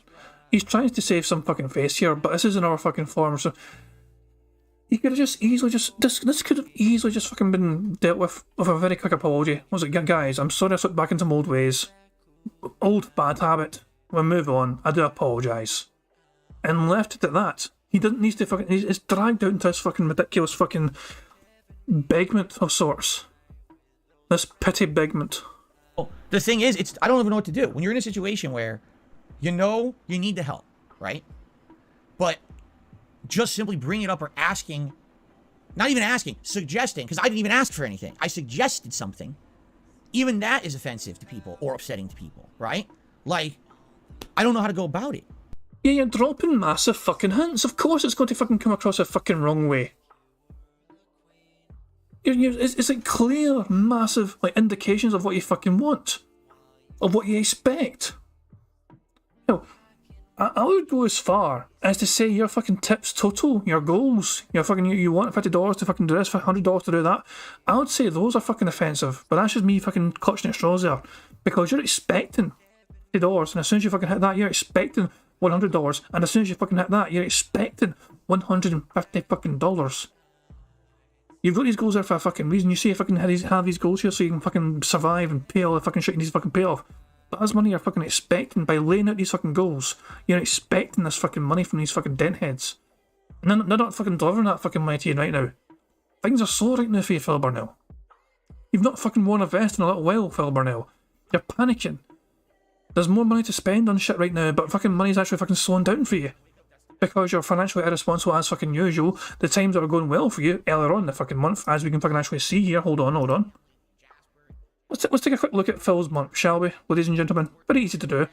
We've got the fucking tracker. Phil had an amazing fucking day before, like playing Like a Dragon Ishin. 23rd of February. That day, Phil got $336 in tips. Basically exceeded his fucking overall expected amount of money for 2 streams by $36. I was saying, $150 is the fucking goal. Don't be fooled by 50, don't be fooled by the 100. Phil wants 150 per stream. 300 per day. So 6 days a fucking week of him fucking making content he is expected and hoping for $1,800 in tips. Phil is lucky if he gets about $1,000. He usually gets about $1,000 per week, you know, per streaming week anyway, doing his fucking games. But right now for Phil Burnell, after 4 days with 2 to go and with no PM stream, Phil has only got $429 so far. He has got 2 different streams, so four different streams, 2 different days, to fucking get his usual kind of fucking tally of fucking, you know, 1,000 odd.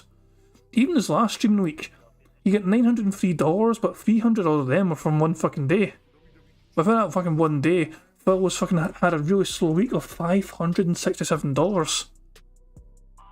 So yeah, Phil is really fucking panicking right now, but this is why. These numbers are why Phil is panicking right now. Look at the week before that. Phil had $792. Phil is really struggling to fucking maintain this rough average of fucking $1,000 per week.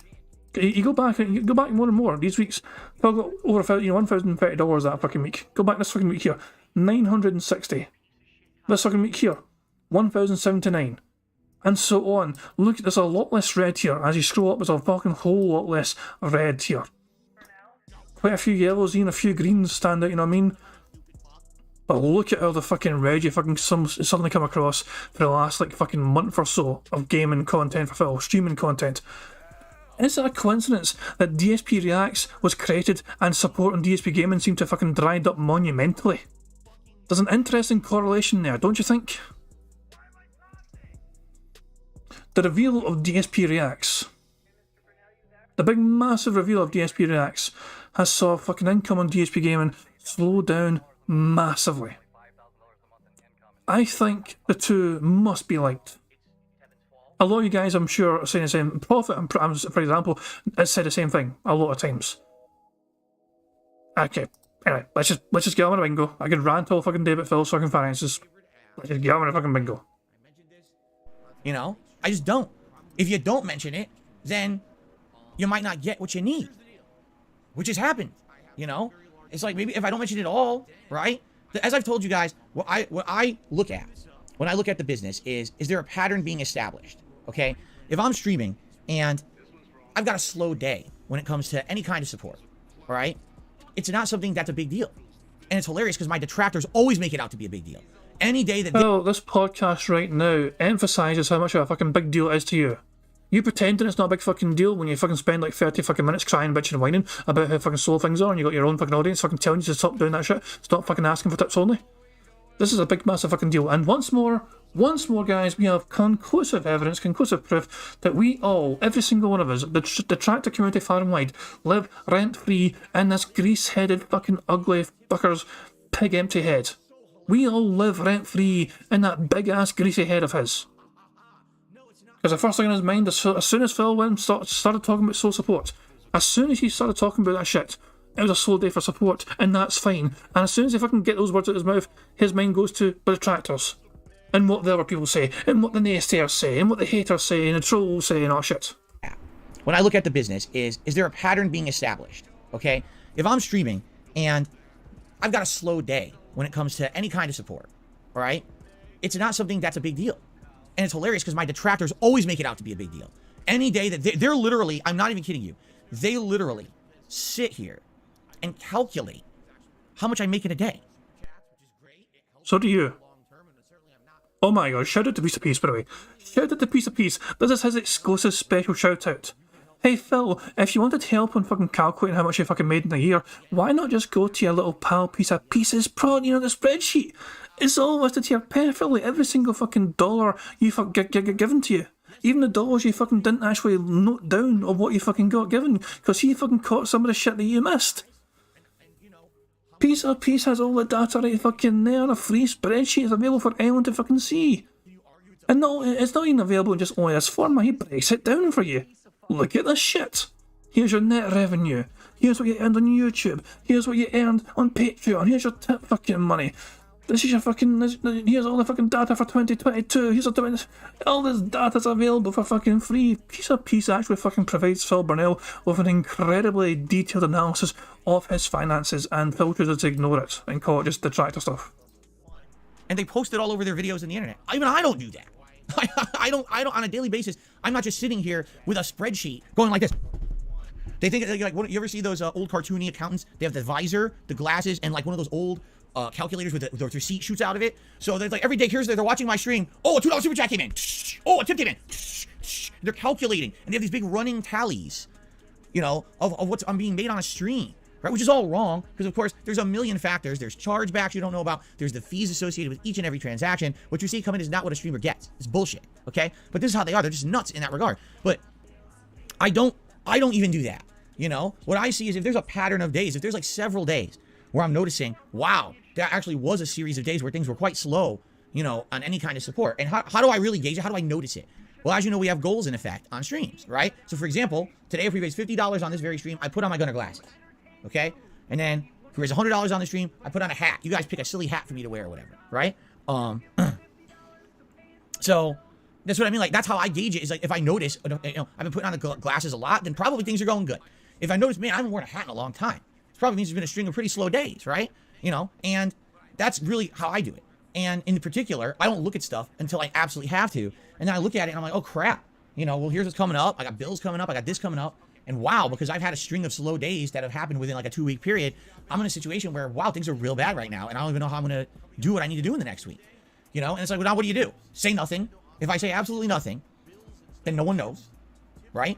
And there may be someone, let's say, for example, and this is my rationale, and I hope you understand my rationale where I'm coming from. I want to flesh this out because I feel like, again, in the honesty and transparency, the kind of person that I am, right? This is what I want to talk about. And if you find this offensive, I'm sorry, but at least I want to tell you where I'm coming from. But I am going to tell you I apologize, and there's going to be a resolution, all right? But anyway, if I say nothing, let's say, for example, there was someone who, you know, they've been waiting to actually come and support the stream today. Maybe there's something there. Maybe they really like Hogwarts Legacy.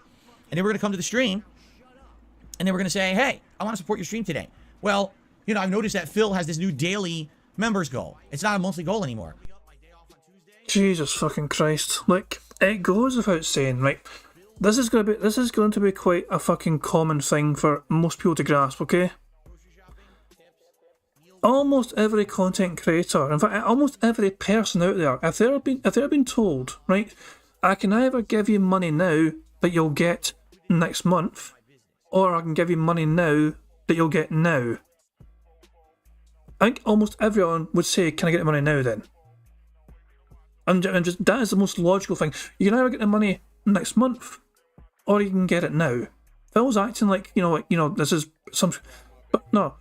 Just because most people would prefer to get their fucking money now, obviously, doesn't mean you can fucking dictate to them how they should fucking spend their fucking money. You know, that's something like... It's bizarre. I mean, it's so fucking weird, Phil, trying to fucking explain why he's a greedy bastard. Like, it's just so fucking weird, man. Like, the preference, obviously, for people would be to obviously fucking get immediate financial fucking satisfaction. But at the end of the fucking day, though, super chats are safer than tips to me for contributions. Your fucking details are still hidden behind YouTube's fucking system. PayPal, I get to fucking see your fucking email address, not shit, you know what I mean? And depends on what your fucking PayPal details are like, you know what I mean? But I might see your fucking name as well, you know, your full name. But yeah, super chats are safer for people. You know, that's always been my logic in it as well. It's just so funny. I can tell that Phil's the kind of person that gets so annoyed when people super chat him because YouTube take 30% and there's also taxes taken off as well. Phil would get more. Phil does get more from tips. If Phil's given $10 in super chats and $10 in tips, he gets more in tips. He will lose some money from tips as well, but he'll claim to lose more than he actually is. He'll keep like fucking, you know, $8.80 of the $10. I think he would keep from that tip. The super chat though, YouTube will take 30% of that, so you know, and then maybe taxes as well. So Phil might get like $6 maybe from that super chat, for a $10 super chat. So Phil's like, yeah, give me tips now. Just tips are better. Tips are fucking better. I get more money from tips, not shit. Without even thinking of the fucking other person that's giving them the fucking money and what they would fucking prefer to fucking do. Do they want to give Phil their fucking details on PayPal? Fuck no. Who would? It's just Phil's logic. Go on, Phil. Try and fucking explain your fucking rationale without offending people. Hogwarts Legacy. And they were going to come to the stream, and they were going to say, hey, I want to support your stream today. Well, you know, I've noticed that Phil has this new daily members goal. It's not a monthly goal anymore. You know what? I want to have him hit that members goal for today, right? So I'm going to drop 3 members. But I didn't say anything, so that's what they do. Great, that supports the channel. But in reality, what I really need help with for that particular day is tips, because I got bills coming up that week, and I need the tips to pay them, right? So I'm appreciative of the support. It's amazing. But that person, maybe if I had said something publicly that they say, hey, just so you guys know, today would really help if you could tip me, because that's what I need right now. The members are great, but I don't get anything from them for like a month to a month and a half, while the tips... It's not the audience's fault that you need tips right now, Phil. Fuck man, I mean, it's just... Fuck me, man. He's never going to fucking understand this, is he? He's never going to understand. I'm going to take drama. Yeah, people want to take drama, I'll take drama. He is never going to understand this simple concept. It's not his audience's responsibility to be worrying about Phil's financial fucking situation. It's never anyone's fucking... the audience should not fucking have to feel sorry for a streamer they're watching. You know. See you later on ever. Jesus Christ, man. It's so bizarre to me how Phil can't understand that he can't put himself in the audience's position here. Do they want to hear this? Of course they don't fucking want to hear it. So they shouldn't be fucking hearing it. But Phil was going on and on about it. Money, yeah, yeah. Money, money. Oh, money, money. Yeah, yeah. Money, money. Thank you very much for Black Metro Super Chat. It says, I come from the future. 5-hour Jad stream incoming. Oh, fuck no. I'm sorry, and by the way, I forgot to fucking make Phil dance here. Sorry, I'm actually fucking sitting here with my head in my hand here, fucking trying to just get over Phil's stupidity here. So I was not prepared for the Super Chat coming in to fucking make Phil dance. My bad. I'll tell you what, I'll replay the animation, make him dance. How's that? 2 seconds. Money, money, yeah, yeah. Money, money. Oh, money, money, yeah, yeah. Money, money. There you go, I made him dance. There you go. I was just replaying Black Mage's animation just so you could get a wee dance from Phil. Aiden K says it's not your audience responsibility to bail you out if you fail to budget. Exactly. Dark Angel Storm says when Phil moans about us knowing his money and income is really his own fault for non-stop begging and talking about money. Precisely. Phil was so financially irresponsible. He's in a situation he's in now because of that financial irresponsibility. Just like it now, and I really need help now, right? I feel like we have that relationship, and maybe I'm wrong. Maybe we don't. I need to rewind that. What I really need help with it for that. I need to rewind this. And then we're gonna come to the stream, and then we're gonna say, "Hey, I want to." So this is Phil's idea, but keep in mind, I want the full context of it, so we don't miss anything. I'm not going to pause it. I want a full context of Phil's understanding of what he thinks his relationship is like with his audience. And no one knows, right? And there may be someone, let's say, for example, and this is my rationale, and I hope you understand my rationale where I'm coming from. I want to flesh this out because I feel like, again, in the honesty and transparency, the kind of person that I am, right? This is what I want to talk about. And if you find this offensive, I'm sorry, but at least I want to tell you where I'm coming from. But I am going to tell you I apologize, and there's going to be a resolution, all right? But anyway, if I say nothing, let's say, for example, there was someone who, you know, they've been waiting to actually come in and support the stream today. Maybe there's something there. Maybe they really like Hogwarts Legacy. And they were going to come to the stream, and they were going to say, hey, I want to support your stream today. Well, you know, I've noticed that Phil has this new daily members goal. It's not a monthly goal anymore. You know what? I want to have him hit that members goal for today, right? So I'm going to drop 3 members. But I didn't say anything, so that's what they do. Great, that supports the channel. But in reality, what I really need help with for that particular day is tips, because I got bills coming up that week, and I need the tips to pay them, right? So I'm appreciative of the support. It's amazing. But that person, maybe if I had said something publicly that they say, hey, just so you guys know, today would really help if you could tip me, because that's what I need right now. The members are great, but I don't get anything from them for like a month to a month and a half, while the tips I get now, I really need the help now, right? I feel like we have that relationship, and maybe I'm wrong. Maybe we don't, right? I feel like we do, because these streams are small. Look how many viewers I got, 300-some viewers. I'm talking with an audience of probably 20, 30 people in the chat right now who are directly talking with me. And I feel like we're having a conversation. I don't feel like this is me transactionally talking to a bunch of people who throw money in. Money, yeah, yeah. Money, money. Oh, money, money. Yeah, yeah. Money, money. Thank you very much for Profit for a super chat, who says, isn't this all moot? Phil stated that none of his financial issues are out business, and then we get a bullshit podcast like this. Also, I believe you read a typo. Phil stated that none of his financial issues are our business, and then we get a bullshit podcast like this. Yeah, exactly. It's incredible. It is only our business when things aren't going well.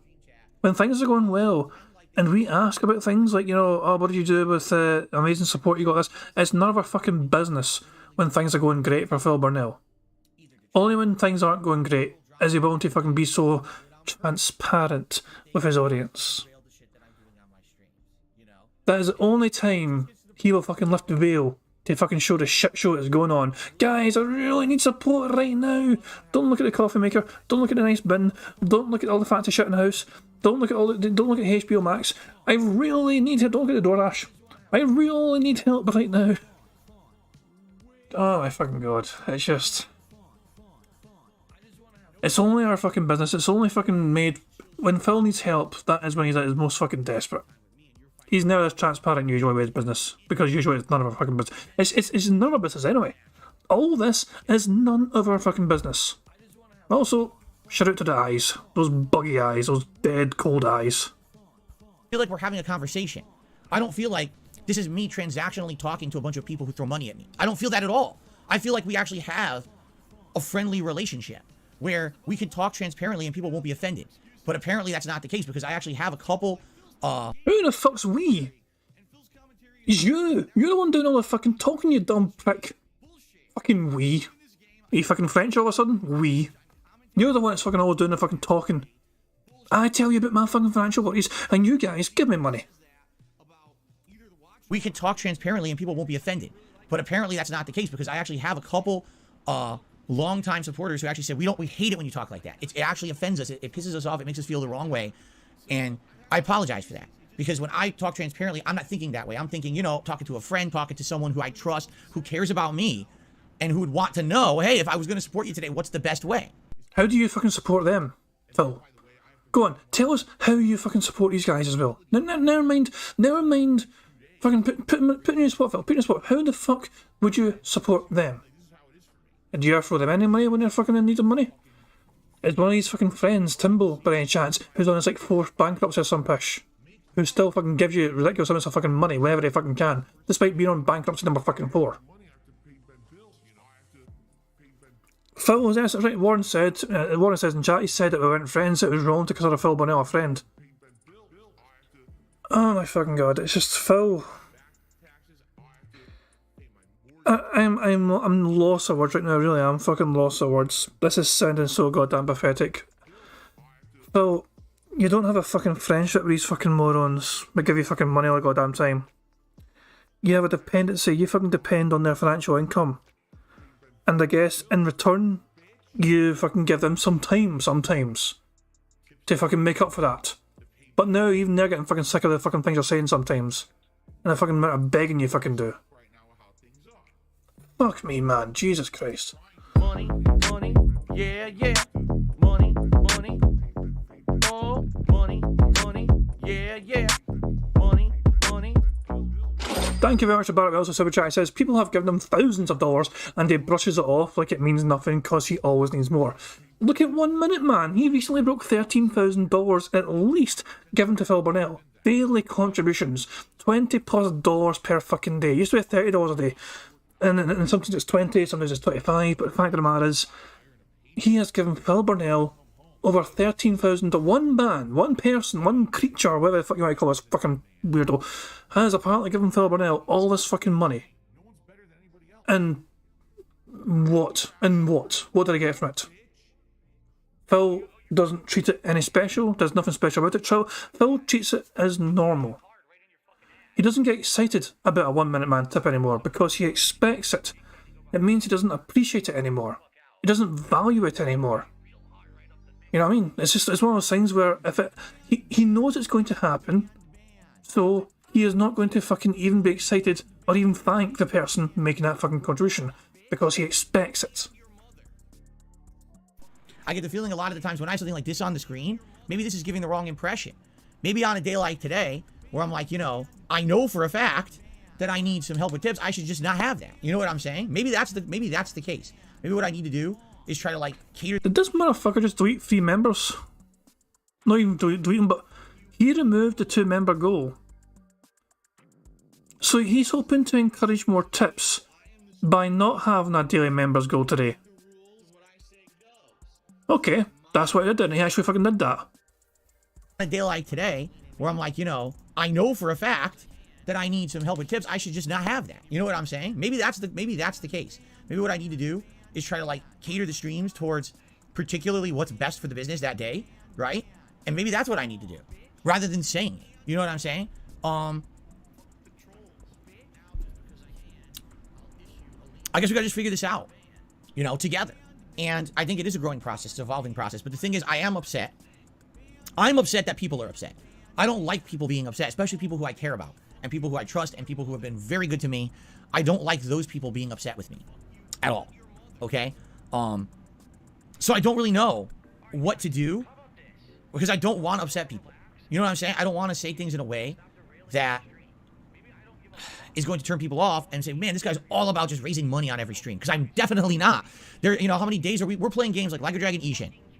We're playing games like Oblivion. Those streams are late night chill streams. They're not usually insanely profitable. I do those because they're fun to do with you guys. If I wanted to play every game was insanely profitable, here's what I'd be playing. Every memeable game on the internet, every new hot memeable game, I'd be playing every single one at launch, just like every other streamer that does it. I'd be doing that, right? I'd be jumping on the bandwagon of every popular game, and I would try to beat that game within like 3 days. Get the new game done, and it's now all rush for those day one views. Rush. Money, yeah, yeah. Money. Oh, money, yeah, yeah. Money. Thank you very much to Black Mage for super chat. It says blatantly pandering to the 4 whales fandom. Pretty fucking much, yeah. That's pretty much what he's fucking doing. Also, Phil is within the last month. Phil has been bitching and whining about the length of certain fucking games. Apparently, video games that are too fucking long now are not good. They cannot be fucking longer than 20 hours, apparently. 20 hours is a sweet spot for Phil Burnell. It means he can make, like, maybe 8 videos, 7 or 8 videos, 7 or 8 different streams of that game. Like, 7 at most. Phil doesn't want to fucking exceed 6 or 7 streams per fucking game, because that means they won't be burned out for the audience if they're fucking still waiting for the game to fucking finish or whatever shit. So yeah. Never mind fucking value for your money. Never mind games that give you this incredible amount of detailed content and so much fucking replayability and so. Never mind all that shit though. Phil Burnell's like, now if a game's longer than 20 hours, then that game's going to hurt my fucking content. And so he's gone from that to fucking saying I'm a fucking passionate gamer, I fucking love playing fucking games, I would be playing all these fucking hype AAA games and I'd try to fucking speedrunning through all these fucking games. And yet he's bitching about fucking games taking too fucking long to finish so he can move on to the next fucking game. Massive fucking hypocrite. Massive hypocrite. In like 3 days, get the new game done, and it's now all rush for those day one views. Rush to have the playthrough done so you can move on to the next project. You know what I mean? That is what you're fucking doing though. The only fucking reason you don't fucking date for goddamn the fucking hype, you know, streamer games is because most of them are on fucking PC, Phil. And you can't do that because your PC's a piece of shit. Well, your PC's okay, but you don't look after it. Your PC's practically dying, the hard drive's fucking dying on shit because you don't fucking maintain it too well. But I don't want to get into fucking PC talk because I'll trigger profit. Like, there's all these things I do that have nothing to do with profit at all. It's actually unprofitable decisions, for sure. But that's because I'm trying to put out content for you that I feel is more meaningful, is more enjoyable, that we can have social experiences on these streams that are personable, and we can have fun conversations. You know what I'm saying? It's very different than what a lot of other people do. But because of that, I do absolutely rely on the crowdfunding. You guys know this. It's not like this is a new thing. You guys know all about this. The reason that I'm able to do what I love for a living in the style that I do it is because of you. Because you guys support this effort. You know how important it is to me to put out content that is meaningful to me and you. And I'm not putting out that shilled stuff. I'm not going to pump every viral game. I'm not going to play games just because I'm getting paid to play them. I'm not going to take those opportunities to just every indie game. I mean, my God, I still to this day I get offers almost daily about indie games. Play this indie game. We'll pay you for it. No, I mean, I'm going to play games that I like and my audience wants to see. I'm not going to be playing games just for a paycheck. I don't want this to feel like that, ever, you know? But then when it comes time, oh my God, things just didn't go well for a few weeks, I feel like, you know, I should be able to talk about that publicly, but my viewers don't feel the same, at least from what I'm being told, you know, the feedback I'm getting. So I apologize for that. I guess what I'm getting at here is, I don't know how to let you know when I really need some help without being offensive. And if the answer is then just don't ever, that's fine, but understand that things might get, you know, pretty bad at some points. Because there's been times in my history as a content creator, since I became a full-time streamer, since the whole full-time ad revenue on YouTube stopped working. All right, I did. I mean, 2017, the adpocalypse happened. You can't just rely on YouTube ad revenue anymore. It doesn't work, okay? There's been times when if I didn't tell you guys, hey, I need support in this way, please support me in this way. And if I didn't get that support because I asked, I wouldn't have been able to pay bills. I wouldn't have been able to buy games. I wouldn't have been able to do these things, you know? It's funny because, for example, one of those people who criticized me months ago, one of the things that I said, I think in that particular video was, well, it looks like I can't play the new game on Friday because I can't afford it. Oh my God, you see that? He's guilt tripping his audience. Actually, I was just speaking a fact. Like, I actually couldn't afford it. I have bankruptcy years ago. I don't have any credit. Well, it's about how you fucking word it, okay? It's about how you word the goddamn thing. Rather than saying, I can't afford to play this game, so I'm not fucking playing the game for you, you say, I'm going to play that game for you at a future date. You don't fucking give the fucking... No, you keep playing the games that you're able to fucking play, and when you can afford to get the fucking game, you get the fucking game, and then you fucking work it into your schedule. It's because obviously you've been so you think it's fucking being transparent, Phil, but it comes across as a massive fucking guilt trip.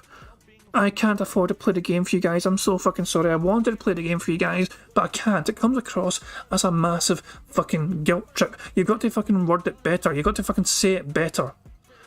It's like Jesus fucking Christ, man. It's like fucking dealing with some sort of child. It really is. This is his business. This is his. He's the expert here. Remember, Phil Bono was apparently the fucking YouTube expert. And he's like, fucking, how do you fucking talk to your audience? Because they're all fucking mad at me because I keep fucking asking for money. Fuck me. And even when he's fucking giving them the money to play a fucking game, DJ Runo, historically, was someone that gave Phil Burnell $20 to buy the fucking Goose Game, the untitled Goose Game.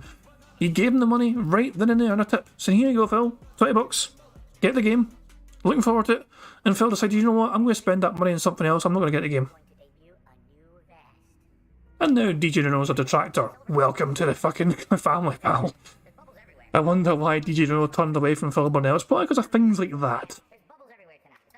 So it's not like, oh, I could just slap that on my streamer credit card and put it all down on the unlimited platinum plan, and I can just buy every game under the sun. I can't do that. You know, I'm limited with budgets and things that I have. So for me, when I say that to you, I feel like I'm being transparent and hopefully it's explaining things so you can understand, man, I know we all want me to play this game on Friday, but it looks like I can't do it because this is how things have been going recently. But from an outsider, someone who isn't in the situation I'm in, is likely making a lot more money than me and is in a lot better position than me, they're looking at that and saying, oh, that... Does Phil Burnell just apparently fucking try to claim that most other people looking in from the outside are making more than $100,000 per year? Phil Burnell makes over $100,000 per year. Never mind how much he fucking spends. His net income is comfortably over $100,000 per year. It's around like 120 or so. In fact, probably more than that actually, you know, but oh, for fuck's sake. And yet he's like trying to fucking insinuate that most other people earn more than him. Even if I converted my wage from pound sterling to dollars, Canadian dollars at that, I would not have a bigger wage than Phil Burnell. Like I could convert my fucking money, like my salary, I could convert that to a bigger number by fucking using, like, you know, currency converter. It's still the same amount of money, it's just in a fucking different currency, and I still would not come close to DSP Gaming's net income. For fuck's sake. It's just, he is deluded. He is so fucking deluded. That's, you know, what a horrible e-beggar, and he's demanding that his fans pay for all of his supplies and shit like that. It's like, it's just crazy that people just assume everything. They think they know everything. Because again, what it is they have this big, ridiculous orchestra of bullshit around them that they believe. They believe there is some absolutely... Did you just say orchestra? An orchestra of bullshit. That's an interesting fucking phrase. Right, who's the conductor then? Who's going to be the conductor of his orchestra? Tevin? Evil AJ? Fred Fox? Who's on the fucking brass and who's on the fucking flutes? Who's on the fucking cello? Everyone fucking... This is going to be the world's biggest attractor fucking orchestra. Be like secret, Limited. you know, gambling shit going on. Oh, secret gambling shit. He's fucking mentioned the WWE champion shit. Hold on. Let's get the full context here. Rewind. Position than me. They're looking at that and saying, oh, that's, you know, what a horrible e-beggar, and he's demanding that his fans pay for all of his supplies and shit like that. It's like, it's just crazy that people just assume everything. They think they know everything. Because again, what it is they have this big, ridiculous orchestra of bullshit around them that they believe. They believe there is some absolutely, like, secret, you know, gambling shit going on that's not going on. They believe they're nonsense, and they just formulate this nonsense, and since that's the reason. So everyone else, you know, matter of factly, I don't have the money to buy a new game because things are tight right now, because of everything going on in my life, and, you know, and then we have a few slower weeks, right? To them, it's like, oh, it's because Phil blew all his money on mobile games and was irresponsible with money over here, and he gets someone just said to me yesterday, why do you get $200 of Doordash a week? What on earth are you talking about? I've never once in my life spent $200 on Doordash in 1 week. Like, what are you speaking of? I feel like I should try and debunk this. Hold on. He has issued the challenge. He's laid down the gauntlet. So, Doordash. Come to me, Doordash. He's laid down the gauntlet. Oh, went too far. I didn't go too far. Oh, where's the Doordash? Have I clicked on the wrong fucking thing? I'm in the wrong column. I think I am. Oh wait, wouldn't it actually be under fucking, like, food, meals or whatever? Takeout or whatever, health insurance is. Hold on, internet. Oh, for fuck's sake, microtransactions might be here a while. Hold on. Here we go. Restaurant, dining, Doordash. I was in the wrong fucking column. Oops, too far in. Right, Doordash. Here we go. $200 in a single fucking week. Jesus fucking Christ. Let's have a wee quick review. And November was a very fucking busy time for him ordering Doordash. Money, yeah. Money, oh, money, yeah. Money. Thank you very much, D-Dog, for the super chat. He says, this mofo made me pull over. He said he just wants to say, chill. Why say we haven't reached tier 1 or $25 away from their tier 2 hat with 30 minutes? Yeah, exactly. If you just want to fucking chill, you wouldn't fucking constantly be reminding the audience of all the fucking tier goals that you've not fucking reached yet. Usually unrecorded as well. By the way, guys, we're fucking $25 away from tier 2. It's been a while since I've wore a hat.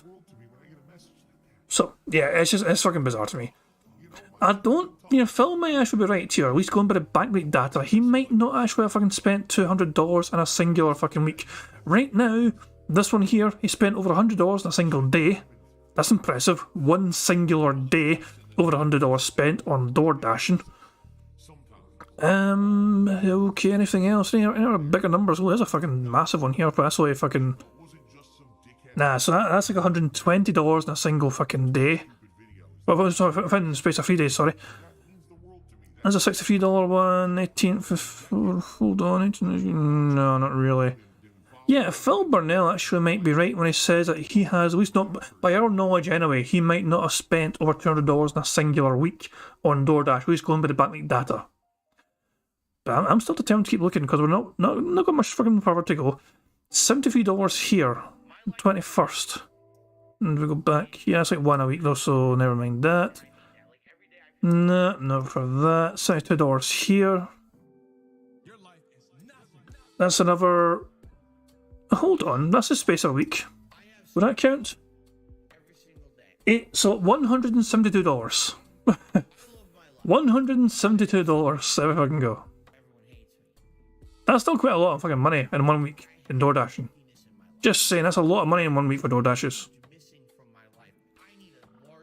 And yeah, so I don't think Phil did spend all that money in 1 week in door dashes. Not $200 anyway.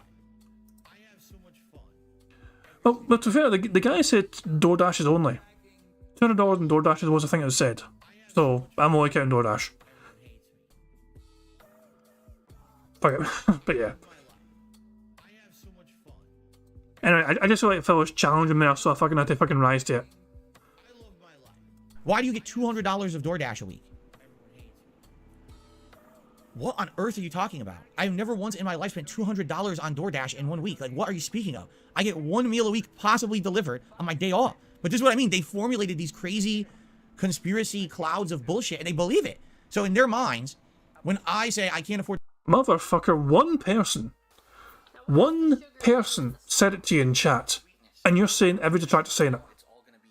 Hold the fuck on. Brian Arts is... Well, hold on, what's Brian Arts linked me here? Yeah, I linked the segment when you debunked the history. Hold on, I apparently debunked it myself. Oh my fuck. There was two in the same day I had before as well. So the $9.99 is the subscription, I think, for DoorDash to get a fucking... I think there's some sort of special thing for like, yeah, that's right. I said that yesterday, that's right, okay, yeah, sure. I actually forgot I checked the DoorDash yesterday. How was that fucking... It was such an uneventful fucking stream yesterday, I completely forgot about that shit. But there you go, I debunked that already yesterday. For the game on Friday, they said, yeah, well, that's because you blew all your money on a mobile game and you bought $200 worth of DoorDash food and you spent this money irresponsibly, but none of that's true. when the narrative becomes believe the bullshit, right? Then I can't ever win anyway. No matter what I do, I'll always be the, I'm always look like a villain. And that's what sucks, you know? So, anyway, I apologize to you for the last 1 or 2 days where I said things like, hey, please send me tips. I need help with tips right now. I apologize for that, all right? All I can say is I can try to not do it. And that's all I can say, try. Because I can't promise I won't do it. I'm a weak human, and when times are rough or tough or tight, likely I'm going to end up, you know, kind of bulking a bit. What's the word I'm looking for? Begging. I don't even know the word. But basically, you know, I can't guarantee you it's not going to happen. Especially if there's something that really is bad going on. And, you know, I need the help right now. And I know people are going to help me. It's just that, hey, the different ways, right, that people can help. And if you can help in this way, that's better, right? I agree with Bloomkit. I completely agree with Bloomkit. He says the super chat. He says, I'm a fan. I don't mind, but you got to understand people watch streamers to relax, and hearing about financial problems constantly will turn people off. You're right. You're absolutely right. That's why, and by the way, it's better. It's better now. My God, I was bad. Like, I look back now, a few years ago, around the time of the bankruptcy, particularly that year and the year right before, that was my worst years, because I was like doing special event. I need help. I need to raise $1,000. What? That's terrible. And I know that's terrible. I look at it now. I'm like, dude, that's fucking terrible. But the reason I can see that now is because I'm not in that situation. How do you think we feel about you fucking cunt? Oh my fucking god. Oh my fucking god. What the fuck, man? What the fuck are we? What the fuck? I'm fucking lost for fucking words. I really am. When you're in that situation, and there's no other way out, and you know that your viewers are very much the people who are your income, you know, and that's it. It's either do this event and hopefully raise it, or you can't pay stuff. It's like do or die. And again, I look at it now, and I say, that's terrible. In the moment, I couldn't see that, because it was my only option, right? Now, thank God, right? That's not this, you know what I'm saying? Like, that's not the situation. Like, it's not, oh my God, I need to raise $1,000. That's ridiculous. Thank God, right? I'm way more responsible now with what I've got. I divvy it out properly as much as I can. But even then, there's times that things are slower, and there's nothing that you can really do about that, all right? One thing that I can 1,000,000% tell you guys, which I've kind of talked about it over the last year to year and a half. When I lost my Twitch partnership, that hurt me a lot. And now I have the actual numbers to prove it. Like, that additional Twitch income that I was getting. Remember, on Twitch, I had every month, just think about this. On Twitch, I had 800 and 900 subs. Doing the same content, the same schedule. Everything was the same. It's not like I changed. That's why I lost members here on YouTube, moving from Twitch to YouTube. I went from 800 and 900 paid subs a month. Which you lost half of my money to Twitch. Twitch took half of that money. Just bear that in mind. It was like $5 on fucking membership. Phil got $2.50 per Twitch member. Down to now around, 300 and change. Well, yeah, but 300 now. But in the past, you've been fucking consistently over 600, 700, 800 because I got the memberships, and you get fucking more money from your fucking $4 because you keep 70% of that YouTube membership. Phil, per membership, even though he's only charging $3.99, earns more money from YouTube because YouTube will take a 5% cut compared to Twitch memberships where they took 50%. So Phil's like making $2.60, $2.70 or something like that per membership compared to $2.50 when I was on Twitch. The fact of the matter is though, he had more members consistently on Twitch, which is why he got more money. But per membership, Phil was better off being on YouTube. Also, Prophet says, according to Twitch leaks, he made less than YouTube. I mean, yeah, kinda. I mean, Phil's money right now is pish. Phil was used to earning about 15 grand a month, and now he's struggling to make, 9, 10. Sometimes he's like 8 odd grand a month. That is a big drop in income. And keep in mind, Phil's used to spending a certain amount of money, living a certain lifestyle. So yeah, this is like a big massive fucking shock for him to fucking try and adjust that kind of way. If you check out his fucking net revenue, I keep distracting myself so fucking much, but I can't fucking help it. So back in the fucking day, was it best fucking wings? Yeah, probably this one. Okay, so this is even before fucking Twitch ring. Hold on. Give me a second, guys. Give me a second. So I've got to. What did I just click on here? This is Twitch. This is all Twitch money. Okay, this is specifically from Twitch. The net revenue from Twitch alone for Phil Burnell.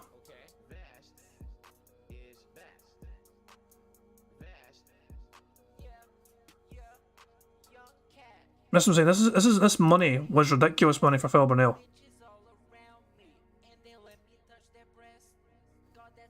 So this is all Twitch. This data right here was all Twitch income. This net revenue from Twitch, from everything actually.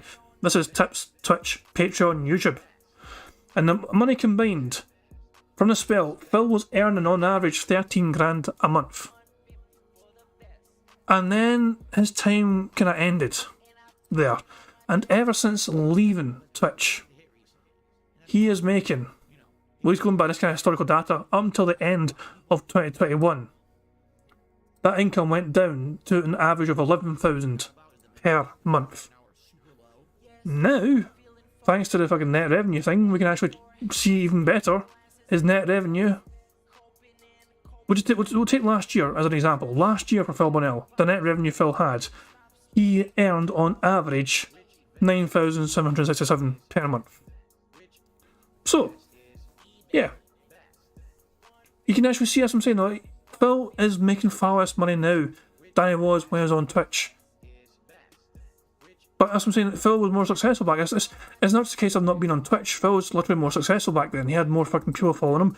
He had more people fucking engaging his content. But the fact of the matter is, Phil turns people off so goddamn much and so frequently. There is no real incentive to fucking give money towards Phil anymore, because what does he fucking give you apart from grief and fucking false promises and just bullshit gameplay? I mean, he really, in my opinion, I think DSP Gaming, the channel, needs to die, and he needs to fucking put all his eggs in DSP Reacts. That's generally, I think that's the one thing that could save Phil's channel, at least Phil's income, essentially. More people care about him reacting than they do about him playing a game. Phil cannot help but just play games because it's what he's fucking always done. This is the one thing that fucking saved him in the first place from YouTube, but I think it's now time to fucking abandon the notion that Phil playing games can fucking be enough to fucking sustain him. I think he has to fucking abandon that fucking altogether and just go with what people actually seem to actually want from him now, which is actually fucking reacting to stuff on a more consistent basis. Derek thinks the reacts will not save him, it'll kill him. I think him staying the course is going to kill him faster though. I don't know, it's just one of those things. I just think DSP Gaming, the channel, it's time for it to fucking come to an end. So Phil can commit all his fucking attention to DSP React stuff, because all people want to see these days, it seems to be React. His React stuff is doing okay. Compared to DSP Gaming, it seems to be doing better. Not as great as he was fucking hoping for, mind you. Prophet says, I say rebrand DSP Gaming to DSP Entertainment and combine that React and gaming content. It's an interesting shout. It could very well be a good shout. Although Phil was tooting the thing, so it's just trying to find anything on that fucking channel though, because Phil spams that shit every day with fucking like 7-8 videos and that shit, especially, and that's just fucking gaming videos. Then you got all the fucking React shit he fucking does once in a while. He fucking tries to, nah, fuck that. Nah, that wouldn't work. What needs to fucking change is Phil's uploading, essentially. If he can get someone to fucking take his live stream crap and curate it so to be more digestible, like they fucking did, like he's fucking doing kind of for the fucking React crap this week, you know, DSP vs Internet. He needs Das bullshit to fucking become an editor for him and make that fucking crap more digestible. That's what he fucking needs. No, the raw gameplay only format is not doing it for him. You know, you're talking losing 500, 600 a month, and those weren't all even level 1. Those were level 2, level 3 memberships, or excuse me, subs over there too. And yeah, over there, the cheering, like with the bits and stuff, was very prominent. Like, but it's a good job you're the guy in level 1. This is a level 1 podcast. Thank fuck you don't have level 2 or level 3 to worry about anymore. This is forever Phil Bonnell stuck on level 1. You'll be the guy on level 1. it was all the time just a common thing. Someone will come and drop a big bomb of cheers and stuff, and it's not as prominent on YouTube. It's just not. And why? Because YouTube, admittedly, is not as good of a streaming service. They don't offer as good benefits as Twitch does, correct? They don't. There's no YouTube Prime memberships where you get a free membership if you're YouTube's premium subscriber. They don't. You can't use emotes carrying over from channel to channel. We know this, right? And that just telling you, it's been rough. Okay, it has been rough because I'm looking now at my financials. I just did my taxes last night, and it's like, dude, my income from 2021 to 2022, my income went down a lot.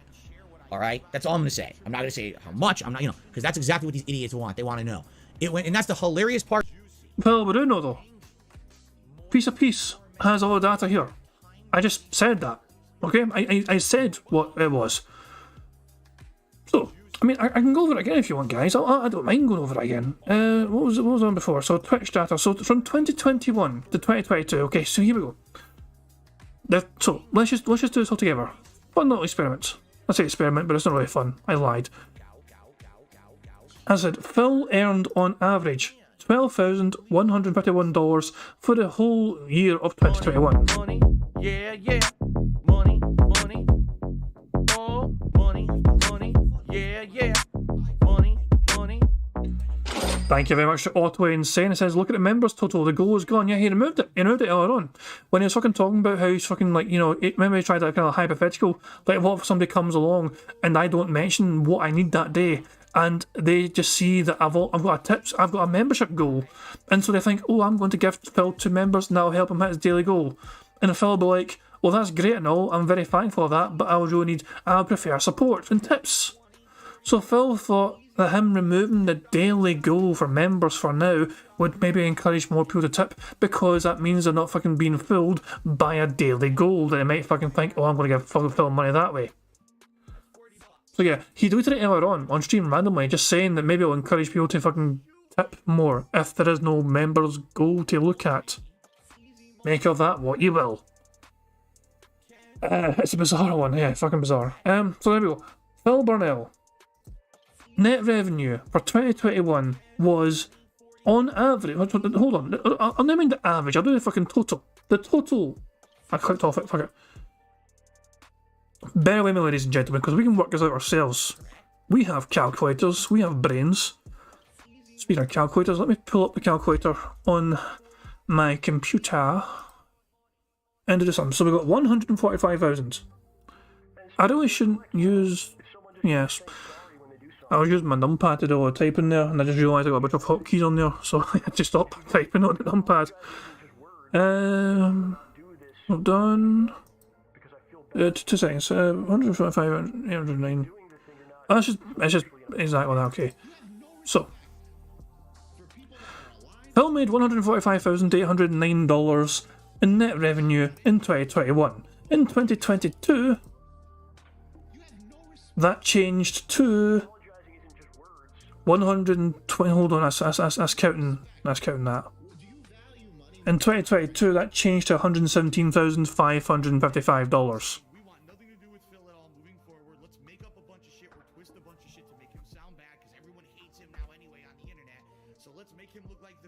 So that is Phil making almost $30,000 less than usual. There you go.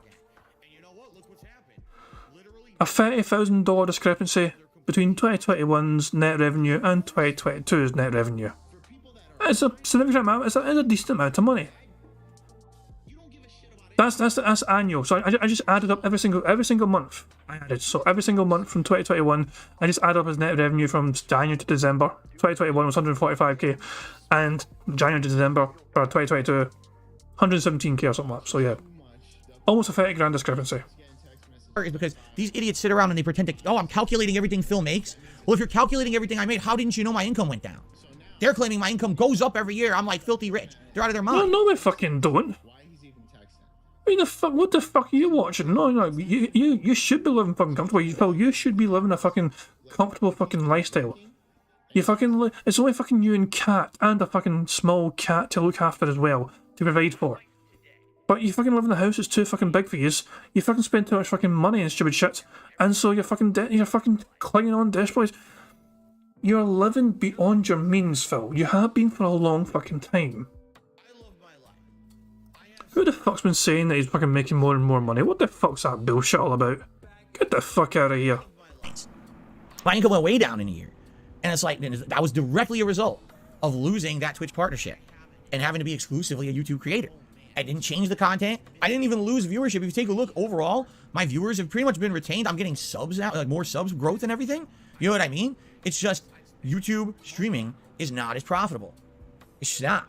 You know, it's not as good as Twitch. And there's nothing you can do about that. Sadly, YouTube, in my opinion, has become the better place to stream.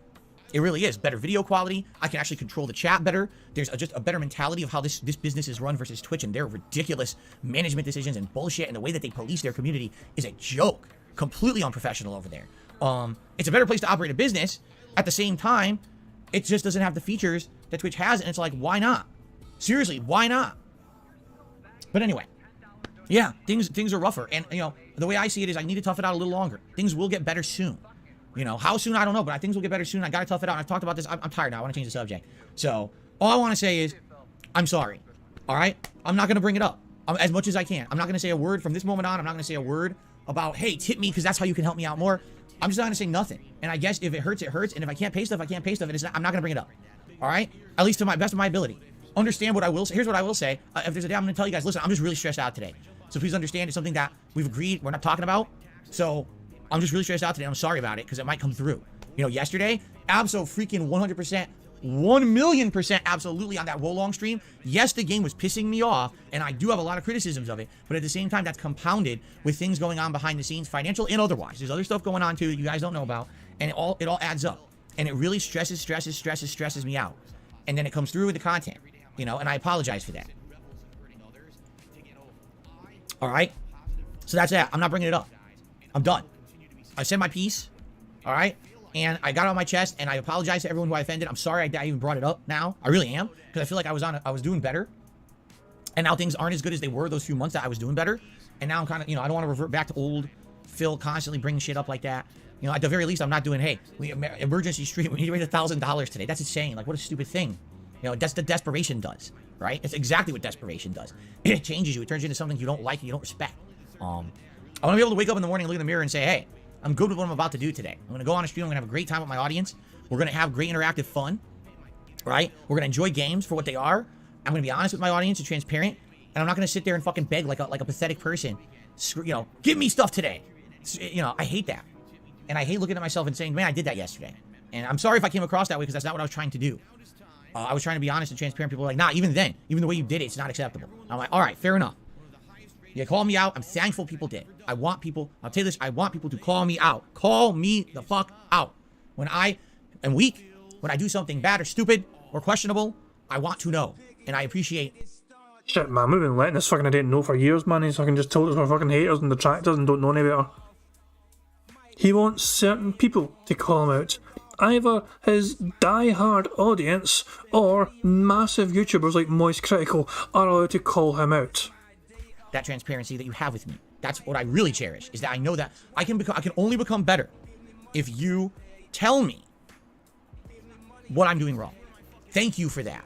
Because my God, if you've watched me in the last year with some of the reacts I've done, let's be honest, that John Rambo and Howard react, if I had known about half the shit that they had problems with me, you know, I probably could have done something about it. And they didn't want to be transparent with me. They kind of held it all in. And now those are friendships that are irrevocably broken and will never come back. Because. But they didn't hold it in, Phil. Hell, you were fucking told to fucking stop. You didn't learn from your mistakes. Did you even watch a fucking documentary properly? No. You fucking said, you kept saying you fucking understood that what you fucking did was fucking wrong or some shit or whatever, but then you fucking did it anyway, again. You kept pretending that you understood what was wrong with the situation, and then you went back to fucking going right back to making those same fucking mistakes, causing the problems in the fucking first place. You never learned. Even when you're fucking confronted about it. You pretended you understood, but you clearly didn't understand anything. Because no one was being transparent, right? I was being shitty to them, and they weren't being transparent with me about me being shitty to them. So there was nothing I could really do to fix that. If you guys call me out on this stuff, then I can improve. Okay? So thank you for that. To the people who did that. I really, really appreciate that. And I'm going to do my best to improve. All right? Now that we've got a half an hour segment about it. All right. Real fast. Let's talk about the schedule. Today, Hogwarts Legacy starting the winter season. Apparently it's just another part of the game. More side quests. More. We have our first bingo of the game because you actually said no one. I missed it, but Phil said no one. So fucking ready for that.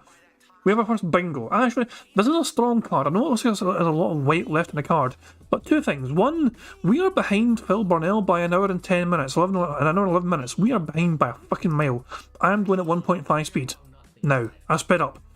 So yeah, and that as well. But thing is though, we've got a lot of the podcasts left. All right, we fucking derailed ourselves easily, massively, just because I got bored, essentially, and fucking went on some detour to fucking look up Burnell Enterprises or whatever. And we discovered all sorts of fucking weird shit. But yeah, fuck it, we made it through that segment. We're onto the fucking schedule now, 1.5 speed. We have our first bingo of the game. Let's get fucking on with the show. Or main story development, it all culminates in another trial, and at the end of that trial, which is this is basically kind of like the final third of the game, then we've got the conclusion of the game. So people are saying 10 to 15 hours left. It really depends on how much side content I do. I'll be honest with you guys, some of the collectathon stuff, like for example, I don't think I'm going to be doing the Merlin trials. I found out the only reason to do the Merlin trials in the game is to increase your inventory capacity. That's literally it. It doesn't do anything else. I don't care. So I'm not going to be doing any Merlin trials going forward. The fantastic beast that you find, like yes, there's a mission to do breeding, but again, the only reason to do those is to upgrade your equipment. And is it that big of a deal? Well, yeah, every once in a while you want to upgrade the stats, but it's not a huge deal either. So I think those things like are kind of side things to do. Those are busy work things that at this point I'm like 35 hours into the playthrough. I don't think it really behooves anyone for me to be doing that when you guys want to kind of see this playthrough end so we can start a new game. So we're not going to be doing Merlin stuff. We're probably not doing fantastic beast collection and breeding and stuff like that. We'll likely do some major story missions that are with characters and plot lines, and we're going to continue with the main story. Okay? So hopefully good progress today on the stream. Tonight on the late stream, it is Like a Dragon Ishin, our chill stream of the day, 6:45 p.m. Pacific time. I think we're chapter 5 now, I want to say. Every time we play this is great progress, a little bit of story, a little bit of fun, quirky side missions, just like the Yakuza series. I really am liking this game. Okay? And thank you for those who show up to the chill streams to hang out with me and have a lot of conversation and fun. Can't wait for that tonight. Tomorrow, Wolong Fallen Dynasty. Maybe the final Wolong stream. All right? I'm being very critical of this game for good reason. Because I've played way better. You know, when I was playing Neo, and everyone said Neo's a Dark Souls knockoff, I was like, well, it's going for the Dark Souls vibe, but it's got enough in the game making it feel so unique. And in my opinion, a lot of the things were actually improvements upon the Dark Souls formula. Like actually having responsive controls as opposed to the actually designed input lag of the Soul series. You see? Dark Souls game. Money, yeah, yeah. Money, money. Oh, money, money, yeah, yeah. Money, money. Thank you very much, Barrett Wells, for the super chat. It says, so much for a game's default experience. Yeah, I was kind of thinking that myself. Full disclosure, I've played Hogwarts Legacy. I've finished the game. You know, I finished my first playthrough of it. And it's one of those things where I kind of regret getting the game. Because, no, I'm glad I played it, but I'm not happy I paid full price for it. Put it that way. I don't think it's worth full price kind of money, because it's big, it is a very big game. It's a very detailed game, okay? But I don't think it's actually got massive amounts of replayability to it, because from what I've learned since, you know, playing the game and seeing what else there is to the game, it doesn't matter how you play the game. The story's going to kind of stay the same regardless. You know, it's kind of like LA Noire. An amazing, it's a great fucking game to play, LA Noire as well. But once you fucking play it once and you fucking know the right things to fucking say and do to get through the game, then there's no big twists and no surprises and all that shit. You can't know what to expect. So yeah, so yeah, the Hogwarts game is an interesting one. It's also fellows fucking talking bitching more about side content and all that shit and all these fucking wee things. There is certain layers to the game to fucking make it more, you know, to drag out a bit, you know, so you can find all these different animals and capture them, and you fucking keep them in your own little fucking pen of sorts, essentially. A vivarium, they call it. And you can use these fucking things on these creatures to fucking, yeah. But it's one of those things, it's a wee small thing to add to fucking content, which is okay, but it's not a necessity. And it's one of those things as well. By the way, my gameplay took me about 28 hours of gameplay to complete the game. When I say complete, I just mean completing all the quests, essentially the main quests and finishing the final mission. So yeah. So yeah, if I was in like fucking 40 hours or some picture, man, he fucking dragged shit out tremendously because he's such a boring bastard. Also, shout out to the chicken dance. I don't know why, it was a bizarre fucking combo for getting Phil to dance like a chicken, but that fucking worked quite well there for that wee animation. As opposed to the actually designed input lag of the Soul series. You see, Dark Souls games have lag on purpose to add challenge. While Neo was like instantaneous. You could do a parry, you could do a combo, it would respond immediately when you press the button. No wind up or anything like that, right? So Neo, in my opinion, had a lot of improvements upon the Dark Souls series. I feel like Wolong is a step back from Sekiro. That's not good. I mean, does it try to innovate? Yeah, it adds equipment, it has an RPG element to it, and it's got magic. But I feel like the combat and the traversal of Sekiro are superior to Wolong Fallen Dynasty. I just don't like Wolong at all. And I'm someone who didn't even like Sekiro that much. I think it's one of the weaker entries of FromSoft, and I love Sekiro more than this. Like, I would, right now, like, if you want me to play, I'll put down Wolong, go play Sekiro again. It's just a better game. It just is, okay? Yesterday kind of broke me and tilted me because I get to the 5th major boss in the game and I'm playing on the Xbox Series X. This is not me playing last gen version that everyone knows was going to run like crap. The game won't stop dropping frames and slowing down in the middle of the boss fight. Now the boss is giant. It takes up the whole screen. You can't even see its limbs coming. You have to kind of guess when those limbs are going to hit with timing because they're kind of clipping through the camera or whatever. And like, so what I need this to do is to actually run and work properly. And it doesn't. The frame rate goes 60 frames, 40 frames, 32 frames, 55 frames, 27 frames. And it's like up, down, up, down. And when you got a frame rate going like this, guess what happens? The timing is completely impossible to predict. You can't actually time your parries. And the parries are essential to win in this game. You can't just wail on the buttons and expect to win. That's not what the game's meant to be. This is not Neo. In Neo, you can do that. You get away with it. You can't do that in this game. So, I'm trying to play the game. I'm trying to learn it. And, you know, Sekiro wasn't perfect. But for the most part, even in big boss fights, Sekiro held up. This game is like, it's chugging along. And when your gameplay is solely focused on parry, parry, parry, parry, parry. Okay, now the stagger's way up. Now start doing counterattacks. It's insanely bad. And it really pissed me off. I was like, dude, it's a modern game. I'm not, you know, I didn't hear this again. I have to harken back to playing Dark Souls 3 at launch on Xbox One. When you played Dark Souls 3 on PS4, it was almost flawless game. You played it on Xbox One, the thing was like playing in slow-mo at certain bosses. The Pontiff Sulivan boss is nearly unplayable at launch on Xbox One because it was running in slow-mo. Frame drop, everything. You felt like you were playing in molasses. And that's, you know, essentially, it's not that bad, but when the game is requiring those pinpoint accurate reversals and you can't do it because the frame rate's up, down, like, fuck this, I don't want to play it anymore. You get to the point, it's like, what am I doing this for? Because let's really be honest about these tough games, okay? Why do people really like these ultra-hard games? Because they stand apart from the other games, the modern games that have been coming out that are basically hand holders, run right through them, little to no challenge. As long as you're investing the time into them, you're going to beat them, right? When you play a FromSoft game or another one of these kind of games that are very challenging, you are putting yourself up against these crazy odds, right? You know everything's against you, and you get a feeling of self-worth, accomplishment, and to be determined to beat something that's beating you and to overcome it. You're like, ah, yes, you know, achievement. You actually feel an achievement when you beat a game like this, okay? I feel an achievement if I'm going to beat the game that's like the major game. I'm playing Elden Ring, I'm playing Sekiro, I'm playing a Dark Souls game, a Bloodborne game. These are the prominent games being made in this genre. These are the big ones that everyone wants to see you play and dominate, right? Now, admittedly, these games usually have horrible endings, but it's the experience, the journey, that's the meaningful part of those games, not the ending, correct? What exactly am I getting out of playing Wolong? What, you know what I mean? It looks like Dynasty Warriors, right? It plays like Sekiro with a few variations. It's not like by pounding my head against the wall like this, okay? Eventually the wall is going to give. But what's on the other side of the wall that's so important that I need to get to, right? Like literally, if I keep playing Wolong and I beat it, what's the difference between that or if I just drop it and I play something else that's more enjoyable? Is my life going to significantly improve because I beat Wolong? You know, it's different if this was one of the prominent games in the genre. If this was known as the next FromSoft giant game, right? That's different than just a spin-off game from a third-party studio that isn't necessarily always known. It's their first attempt at making one that's like Sekiro. You know what I'm saying? I really do feel like there's situations when it makes sense to kind of puff through and persevere. I don't know if Wolong is one of those situations. I kind of feel like there's enough else going on. Whether it be me playing the new Metroid Prime Remaster, which you guys have been asking for now for 2 weeks, and I keep telling you I can't do it till we clear a spot in the schedule.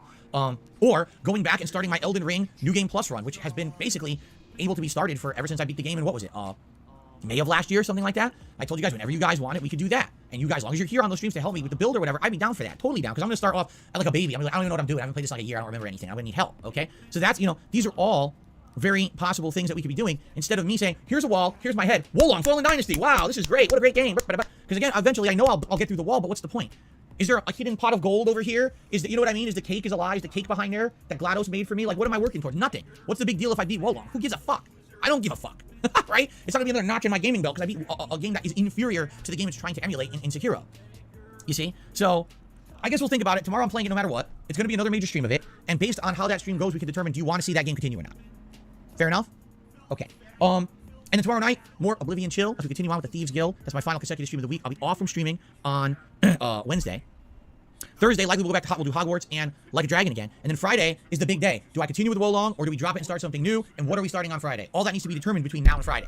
All right? So that's one of the big decisions we kind of have to make. Cool?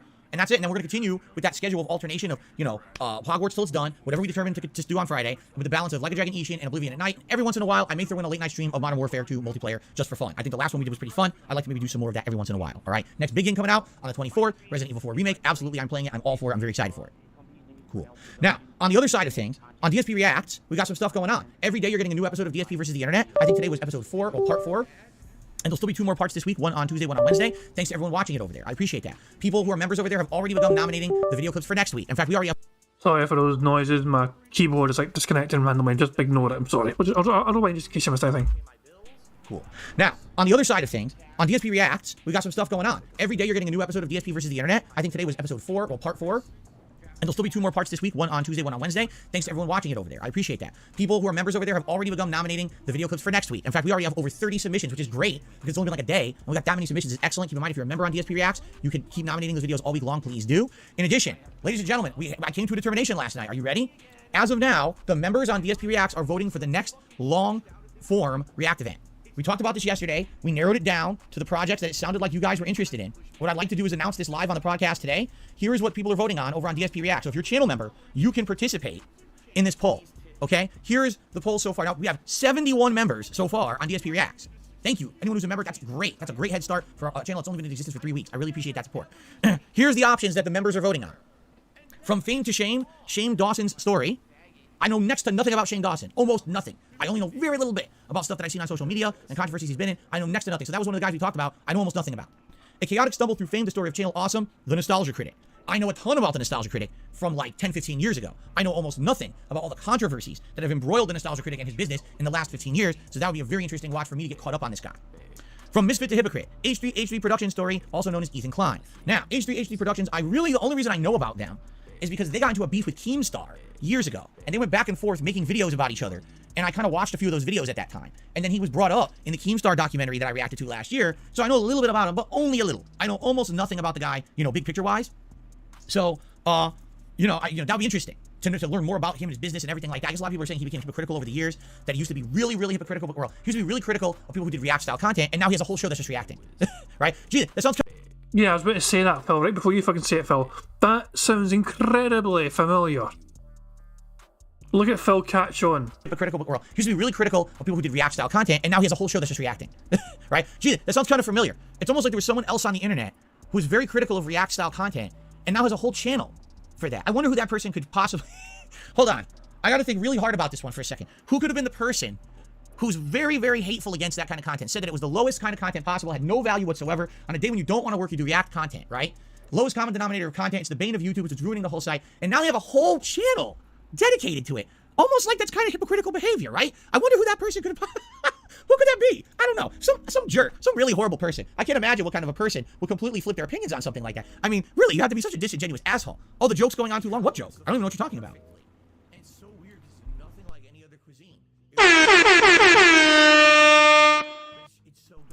There's no joke there. I was just wondering. That was a hypothetical question. You guys didn't have to answer it. Okay. Excuse me. Continuing on. Option number 4 for the long form React, the continual fall of Wings of Redemption, Jordy Jordan, the second documentary from 2022. We watched the Down the Rabbit Hole documentary on Wings of Redemption, which was made around, I want to say it was around 2019, but it might have been like 2020. So this is a follow-up documentary made by June the King that was made like 2 to 3 years later that encompassed even more stuff that had happened. All right. And I mean, not even kidding. It's the name of the documentary is, like the thumbnail says, It Gets Worse. Great. I'll be honest with you, I don't think it got worse. If anything, I think it's just a follow-up. I don't see how it could be worse than the stuff that was in the first documentary. Maybe I'm wrong. All right, maybe I'm completely wrong, but I don't see how it could possibly be worse than the stuff that was in the first one.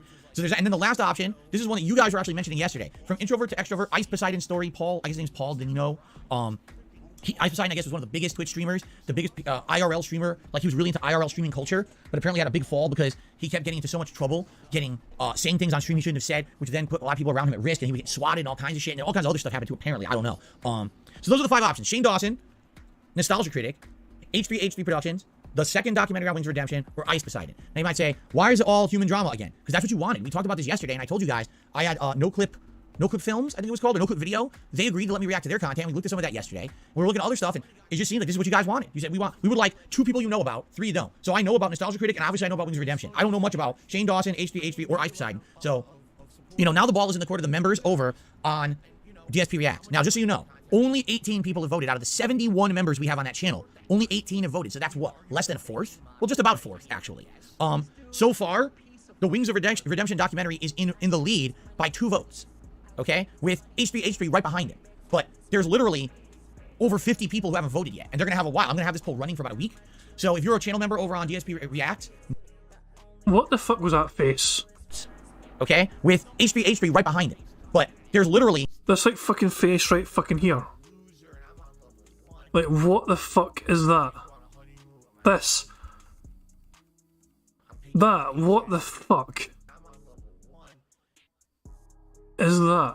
I just stood out to me in this fucking face. What the hell? The thing is though, I seen my Twitter feed, and apparently, I know some people might suggest, oh, this could be a thumbnail. No. You guys will know the thumbnail coming up when you see it. Over 50 people who haven't voted yet, and they're gonna have a while. I'm gonna have this poll running for about a week. So if you're a channel member over on DSP Reacts, now please vote. Let's see what you guys vote for out of these 5. This will determine the long form react I'm doing at the end of this month. I told you it's gonna be that weekend of like the 25th, 26th, the final weekend of March. That's when I'm doing it. So if you haven't voted yet, please head over there and vote. And let's see what you guys want. I'm happy to do any of them, but you know, it'd be great to lock it in within the week, and then we can say this is definitively what's going on. And then we can start to, you know, set the real date and promote it and all of that. You know what I'm saying? So there you go. Okay. Anyway, so there you go. Please vote. And yes, there's new content on DSP Reacts pretty much every day. You know, every day we got DSP versus the internet. Tonight I am reviewing The Last of Us television series episode 8. I watched it last night with my wife, and I have a lot to say about this episode. Ladies and gentlemen,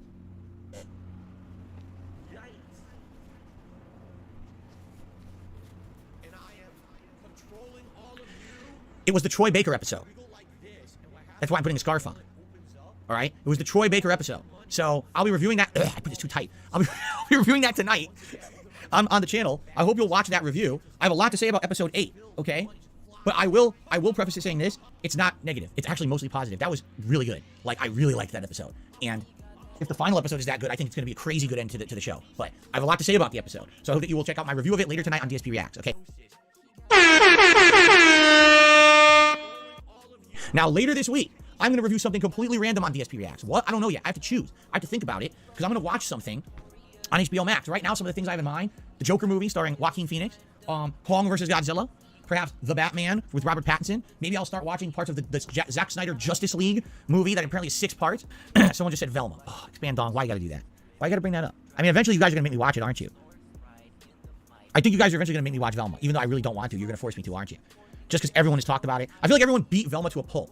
Like, here's the show. It's Velma. It's the destroying it. It's like pummeling it. It's like, no, stop. It's already been beaten into like gelatin. No, it's okay. Velma. So I don't really know what I can really add to it from what people have said. I haven't watched it though. Okay, but anyway, I'll be watching something over the course of this week coming up, and later this week, maybe Thursday, Friday, I will put out a new review over on DSP Reacts of something. All right, maybe I could do this like once a week, because I've been reviewing The Last of Us show every Monday, but that's gonna end next week. So maybe I could put out like 1 or 2 random reviews a week on there. Okay, if that's what you guys like, if you like that content, I'd be okay with that, as long as I have time permitting, and as long as you're not gonna hold me to, oh, Phil, where's your fucking reviews for this week? I'm talking, you didn't put out your reviews this week. I was a little busy this week. No, Phil, you said review. As long as it's not that serious, okay? And it's like, if I have time to do it, I'll do it. I actually enjoy doing the reviews of The Last of Us show. Maybe that'd be something interesting you guys would like. Then I would do that over there. Okay. Okay. Let us talk a little bit about news. I have a little bit of news to talk about, and then we'll do shout outs. Okay. So what's in the news today? A few topics. First news topic today I'd like to discuss is in regards to this is pretty funny. So apparently this morning, Twitter had a semi-outage. So what that means is that Twitter was working, but certain functions of Twitter were not working. And one of the functions... Images, essentially. People kept trying to fucking post images, it wouldn't work. Also, links that are posted wouldn't properly work either. There you go. Simple as that. Done. All sorts of bingo because Phil mentioned Twitter. ...of Twitter that wasn't working. Damn it, hold on. I forgot to play the horns. Politically says he has been so violent today, worrying for Cat. I mean, let's be honest. I feel like Cat could probably defend herself very easily against Phil Bonnell just by fucking falling forward on top of him. That's my general impression. This morning was external links. So you could still post fine on Twitter, but if you linked to anything, whether it was a web page, a video, a picture, anywhere that it linked externally from Twitter, it would return a dead link. Okay? So, but the funny part about this was, news agencies post on Twitter. And I'm shitting you not, because I follow a few of these. Every one of them that posted the story up then posted a link to their own news website that was a dead link. What? Are you fucking stupid? Your story is, hey, external links aren't working on Twitter. By the way, click here to read the full story, but the link doesn't work. The link worked after they fixed it, so people could fucking check out the story. Those links were repaired, essentially, when the fucking bug stopped. So, people still got to fucking go to the fucking news site to see the whole entire story when it fucking started working again. This is not a big fucking deal, Phil. Get on with the fucking thing. What? That's like saying, hey everyone, I'm here to do a live report on deadly snakes. Did you know that poisonous snakes are very deadly and you should avoid them? By the way, I'm reporting on this from a pit of deadly snakes. Oh. Phil, this is part of Phil's stupidity. most snakes are not poisonous. They're venomous snakes, yes, but it's not poison. Poison is something you eat. Venom is something that you get, basically, you know, it gets injected into you, you know. But poison is what you eat. So there's barely any poisonous snakes out there, but there's plenty of venomous ones. Oh, here they are. Oh. What the fuck? How stupid can you be? Why? Just don't link. Okay, links don't work right now. We'll link the story later. That's the stupidity. I just don't understand these people. It's like that, I guess that's modern journalism, right? Okay. Next story. Cities Skylines 2 has been announced from Paradox Interactive. The game will be coming out by the end of 2023 for PC, PlayStation 5, and the Xbox Series X and S. And get this, day one Game Pass game. Haha, that's excellent. Now, for those who don't know, Cities Skylines was the game that came out right along the same time as SimCity 4. Oh, this is going to be a waste of fucking time you playing this game. You want to know why? You don't have a fucking imagination. It's a game where you fucking have to basically build your own fucking dream kind of city. Phil lacks an imagination to fucking do anything like that. He really does. This is not going to go well. He's all excited about his fucking Game Pass game and all that shit as well. I don't have to fucking spend any money apart from spending money in Game Pass. Fucking hooray! He gets to play Dick Tier though. The thing is though, Phil could easily fucking... This is something which has massive potential for Phil to be scummy and charging fucking people in his audience to fucking name things. This is a big main street in my fucking city of Philtopolis, DSP land, and you guys, with the biggest tip of the night, will get to fucking have their name as Main Street. So fucking 1 minute man Main Street. You can rename all your streets in fucking City Skylines. At least you could do it in the first one. I can sim you do it in the second one as well. So yeah, fuck me, man. I shall name the city Snortopia. Was it? And SimCity 4 was highly anticipated. Like it was going to be the giant, big new SimCity. Was it SimCity 4? For some reason, I'm feeling like it was SimCity 5 or 6 now. Maybe I'm wrong. But whatever the latest SimCity was that was supposed to come out, everyone was massively anticipating it, saying, we can't wait for SimCity, the new SimCity, because we love SimCity game. And it was terrible. Like everyone hated the new SimCity because it had that always online requirement. And a lot of people were having these issues where the game wouldn't even work. Even though they were online, there was errors where the game would crash and destroy their progress. They couldn't log in. It was a nightmare. So City Skylines ended up being a competitor. And the competitor was better than SimCity. And it was their first attempt at actually like making this kind of a game. And apparently it massively excelled. Like it was way better than the latest SimCity. And it made tons of money and everything. But this was many years ago. Like I remember this was probably 2015, 2016. I can't remember exactly the time frame, but it was a long time ago. So now they're finally making their sequel. And it's Game Pass. I would like to check this out. Now, even if this ends up, I only do a stream or two on it. All right? And we just dabble in making our own city. Let's say it's interactive. What would you guys like to see in the city? We need a hospital. We need a big shopping district downstairs. We'll do it together. It'll be a cool, maybe we'll even do polling. What should I work on next? The hospital, the police station, you know, shopping. And we have it be interactive, building our own city together.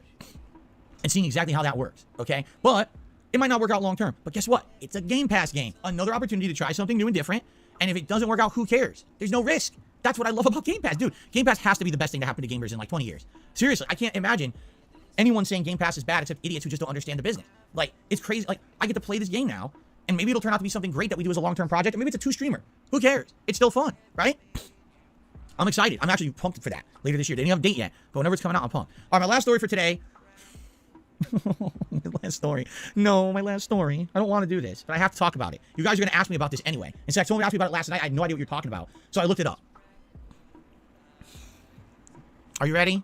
You ready for this again? I should have had a picture for you. I don't. All right? If you saw a picture, you're just going to vomit like I did. They're remaking Teenage Mutant Ninja Turtles again. Again. This has to be at least the 9th time that they have remade Teenage Mutant Ninja Turtles. At least. There was, okay, listen. The original cartoon, the early 2000s cartoon, the cartoon that came next, right? Then there was the 3D movie, right? Then there was the 2 Michael Bay movies. Oh, I forgot the live-action Ninja Turtles, and then I forgot the live-action TV show Ninja Turtles. Those count as separate. Oh, the Coming Out of Their Shells tour, that counts. That was the music in the 90s. Then in the last 10 years, I believe there was another TV series. Money, money, yeah, yeah. Money, money, oh, money, money, yeah, yeah. Money, money. Thank you very much for Black Metro Super Chat. It says, Wo Long is a Game Pass game too, and he cries like a bitch that his tips are low. I kind of added a couple of my own kind of words in that super chat. Black Mage wasn't quite as angry as that in the super chat, but I just thought I'd add a wee bit to it, you know, because basically that is what Phil has been. Phil was bitching and whining and moaning fucking non-stop about how fucking bad the game is, not shit because he's not getting as much fucking money for playing the fucking game. He's ready preparing a wage quit for it, although he did promise, he already fucking promised his audience he's definitely fucking playing it tomorrow. So he has to fucking fulfill his promise he made to his audience to play it tomorrow. But yeah, this game is dead already pretty much, and he's going to play it tomorrow and say goodbye and good fucking riddance. Money, yeah, yeah. Money, money. Oh, money, money. Yeah, yeah. Money, money. Thank you very much to Barrett Wells, who super chat says this isn't a Michael Bay movie, this is a cartoon. However, Seth Rogen bankrupted a local animation studio making Sausage Party, so I'm sceptical. I think you're perfectly right to feel sceptical. Really, the big thing is, really, the big thing I think relating to Teenage Mutant Ninja Turtles, who is writing the fucking thing? Well, isn't that the kind of big question when you think about it? You know what I mean? Is it going to have some kind of fucking story that people are actually going to fucking want to fucking see the movie for? Sausage, as I'm saying, Sausage Party as well, the Seth Rogen thing, that was like, that was him taking... They're trying to fucking do something new and different. At least I imagine Sausage Party was fucking new and different and wasn't something based on some sort of strange comic lore. But it's like, there's a legacy. There's a legacy for fucking the Teenage Mutant Ninja Turtles. You know? There's some sort of kind of legacy right there for you. I mean, it's got it's been like from ever since the fucking 90s, for fuck's sake. Phil grew up with the fucking Turtles. It's that fucking old. Almost 40 years old, this legacy. So yeah, I mean, they're going to make some kind of animated movie. We'll have to wait and see more details about it.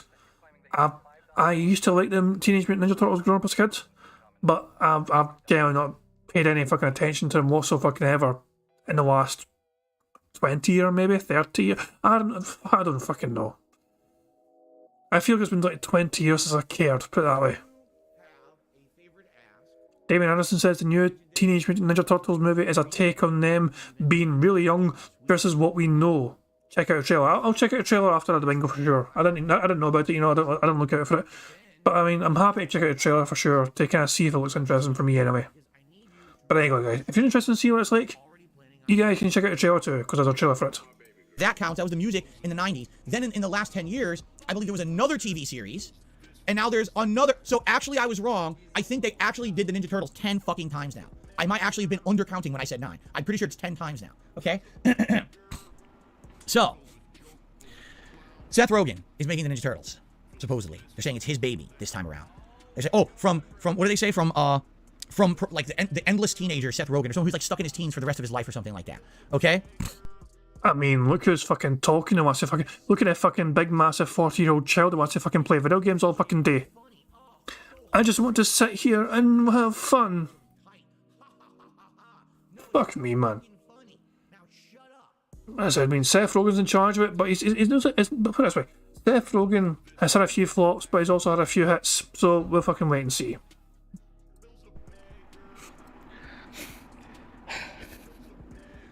The Ninja Turtles look like, I'm not shitting you, like total prepubescent grade schoolers, all right?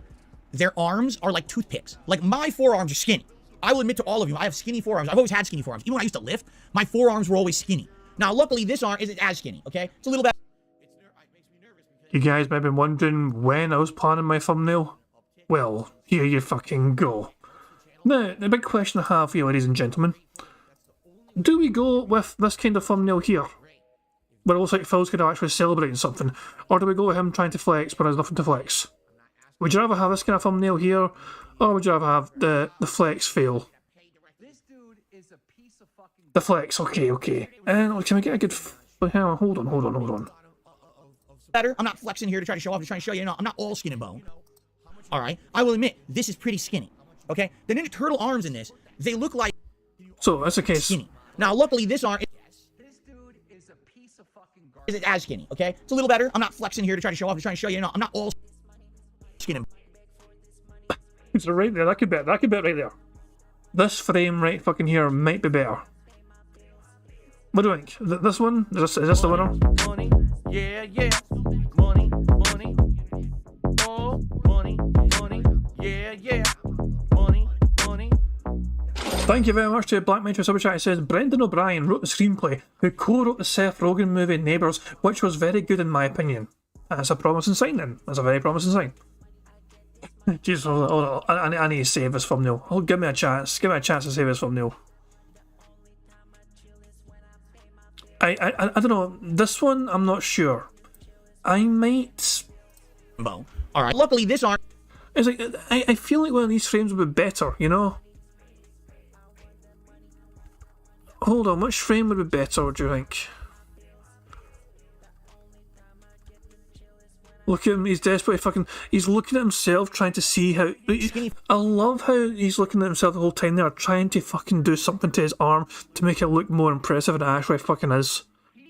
He's looking over the whole entire time at other monitor to look at himself. Forearms. I've always had skinny forearms. Even when I used to lift, my forearms were always skinny. Now, luckily, this arm... I could be it there, actually. Hold on. Oops, didn't mean that. Hold on.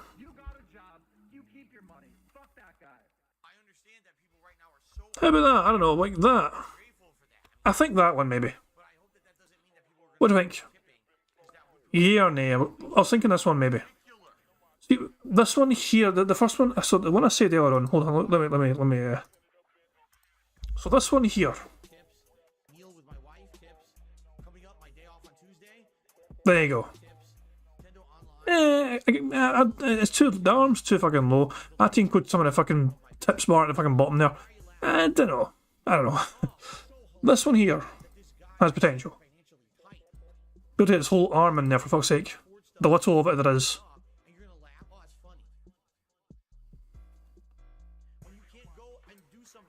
Right, hold on. Let's see how this one turns out, ladies and gentlemen. Hold on. Right, here we go. Okay, we have a winner. We have a winner. We have a winner. Winner, barely a chicken dinner.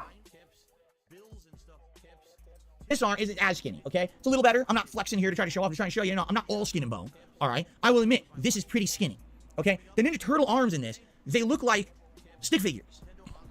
They do. They look like stick figures, okay? It's ridiculous. Donatello's voice sounds like a 4-year-old.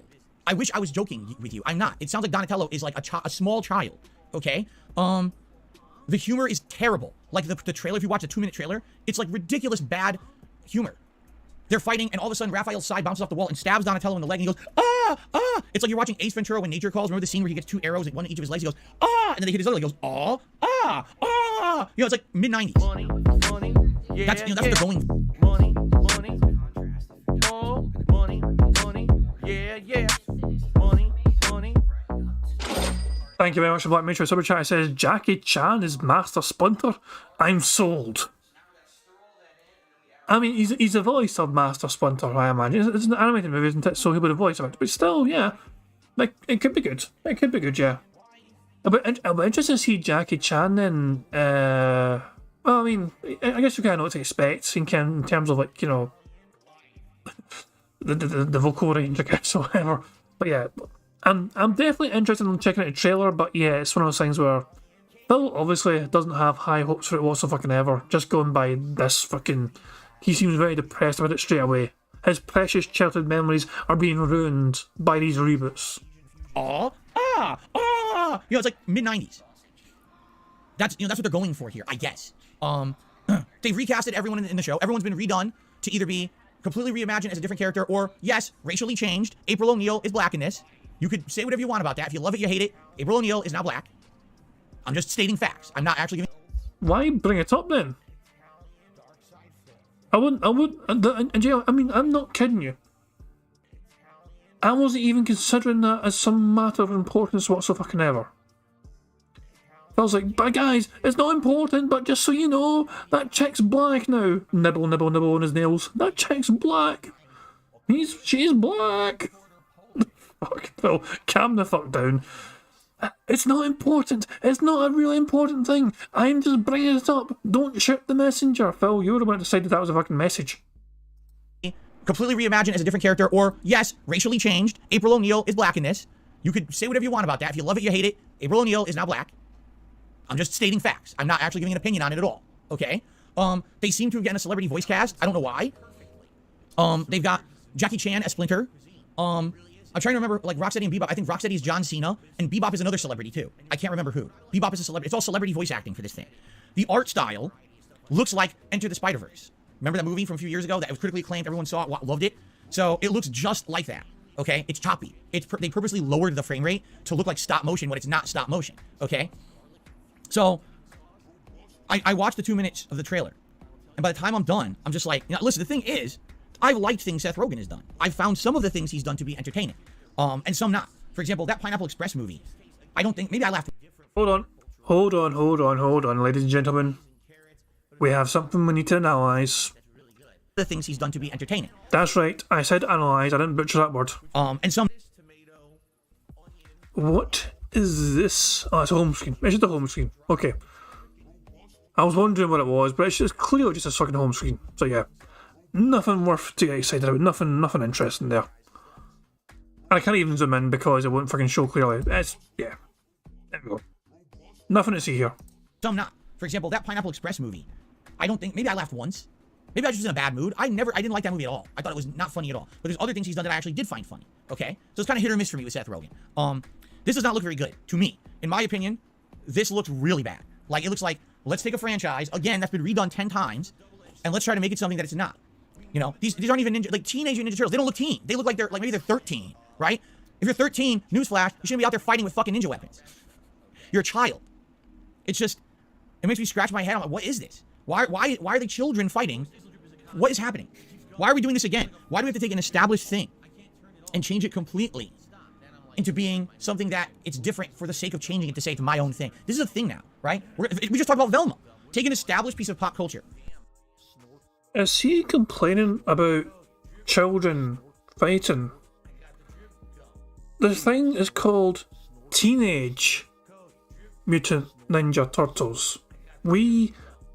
They've been children the whole entire time, have they not been? Okay, they're older children, technically, they're teenagers. But in my opinion, I've always thought of them as just being older children. Am I wrong in fucking assuming that the Turtles were kind of children the whole entire time? Because that's why they fucking had a parental figure and, Master Splinter and all that shit. What the fuck? And I was like, nah, they're too young. They're like fucking, they're the kind of age that Derek would like, for fuck's sake. What the fuck? I don't get it. I'm so confused. Money, yeah. Money. Oh, money, yeah. Money. Thank you very much to Barrett Wilson. Superchat says 13 isn't old enough to fight crime in cartoons, but 17 is old enough for Phil to date when he's 27. Controversial, but is potentially true. Yeah. Inconclusive. We'll just say there's rooms for investigation on that front. We'll just leave it there. Okay. Debatable on whether she was 17 or not when they first started communicating with one another. To say it's my own thing. This is a thing now, right? We just talked about Velma. Take an established piece of pop culture, but now we have to change it to be something else. Like say, oh, that was my own thing, but it wasn't. You didn't create Ninja Turtles. You didn't create Velma. You didn't create Ghostbusters. You didn't create any of these things that you're changing for your own benefit. You're literally just doing it. So you know what I'm saying? Like, make your own shit up then. If you really are creative, if you claim to be a creative person, then make your own shit up and be successful on your own merits. Don't ride the pop culture nostalgia wave of others who created great things before you and then just change it to your own. Do your own thing and be successful for it. Because you want to know the truth? I don't think they could. I don't think that Mindy Kaling could make her own cartoon and anyone would give two fucks about it. I don't think that anyone would watch a Seth Rogen cartoon like that. He doesn't have the creativity to make something like that people would watch. Instead, they have to steal other people's thunder and then slap their own label on it and say, oh, it's mine. But it's not. You stole someone else's idea and you changed it around to be different so you can say it's your version, but it's not. You didn't make it. You know what I'm saying? So, for me, I look at this, I'm like, this is terrible. This looks like utter shit. This looks to me like they took Ninja Turtles and, okay, here's what it's supposed to be. Okay? Oh, I have a mallet. I keep hammering. And pieces are squirting off the sides of what it's supposed to be. Fuck it. Keep hammering it down. Is it still green? Okay. Okay. Now, here's what I want. Dabble in all my shit to make it mine. And you knead it and you rebake it. You know? It's not Ninja Turtles. It doesn't even look like it's going to have... I mean, will it be the same premise? 4 mutants. Raised by a mutant rat. They learn Kung Fu. They're going to have some of the same characters. But it's certainly, to me, especially for their humor, I didn't laugh once. 2 minutes of watching this, I didn't find a single thing done in there funny. And I'm like, you can't sell a show based on the celebrities involved in it anymore. Maybe you could at one time. Like, remember they said The Rock? The Rock could sell any movie? Not even anymore. Black Adam was a huge box office flop for what they were expecting. It failed, okay? So, you can't just do that. Yeah. people have been. I keep hearing people saying they want me to fucking watch a trailer. I mean, I don't mind watching a trailer, but is there potential for a stream to get fucking yeeted off for fucking being online if Susan gets pissed off that I'm watching a trailer? That's what I make sure the stream doesn't fucking die all of a sudden just because I started watching a trailer. I don't mind pulling up with that. I mean, I'm happily if I can go for it if you want. I'll pull up a trailer, okay? Let me find the trailer. Teenage Mutant Ninja Turtles. 7 hours ago, I guess this is it here. Film spot trailer 5.5. Just not a lot of fucking views. Okay, I found a 2-minute long trailer. Hold on. Are you all ready for this, ladies and gentlemen? Here is a trailer for Teenage Mutant Ninja Turtles Mutant Mayhem. Can I kick it? Can I kick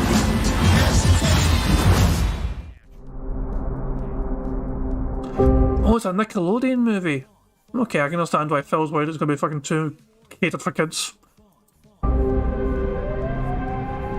That's a great fucking shot. I mean, I really did enjoy Into the Spider-Verse. That animation was incredible. I mean, it's not just a case of also looking great and it's standing out because it's so different. It was a great fucking movie in general. The writing as well was a great fucking story, you know? Barrett Wells says I'm currently working on a Nickelodeon show. Fucking shout out to Barrett Wells. Animating for the fucking bigwigs at Nickelodeon. Black Mage says that Nickelodeon has owned the property since 2005. I did not know that. There we fucking go. Anyway, beautiful fucking shot. I'm not going to fucking pause it and all that shit. I'm going to let it play out, but I just thought I'd get my fucking thoughts out there. Yeah, so it looks like obviously the kind of art style is similar to Into Spider-Verse, which was a fucking wonderfully surprising movie in terms of I wasn't expecting it to be as good as it was. That movie was sensational. Just how it looked, and the story as well, the emotion it had in it, just the performances, but it was fucking spot on. That's one of those movies I'll never get tired of rewatching. And so far, this movie looks fucking gorgeous.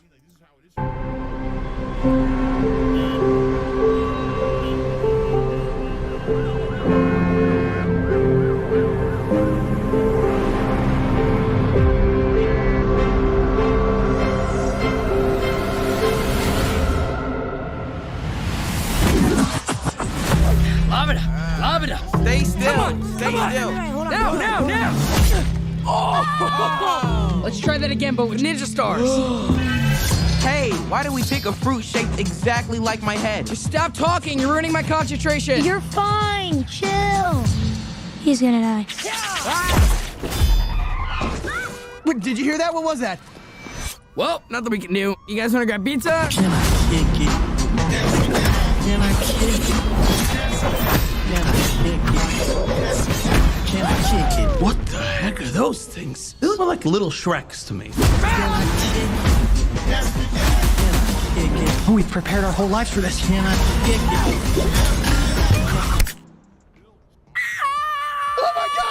Oh my, I'm gonna be sick. Leo, what happened? Is Donnie bleeding? It was an accident. Mikey, watch out!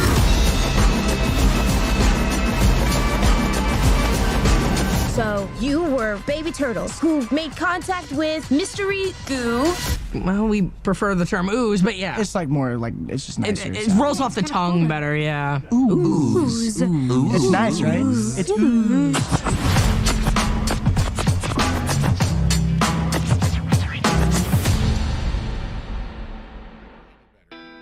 And that's it.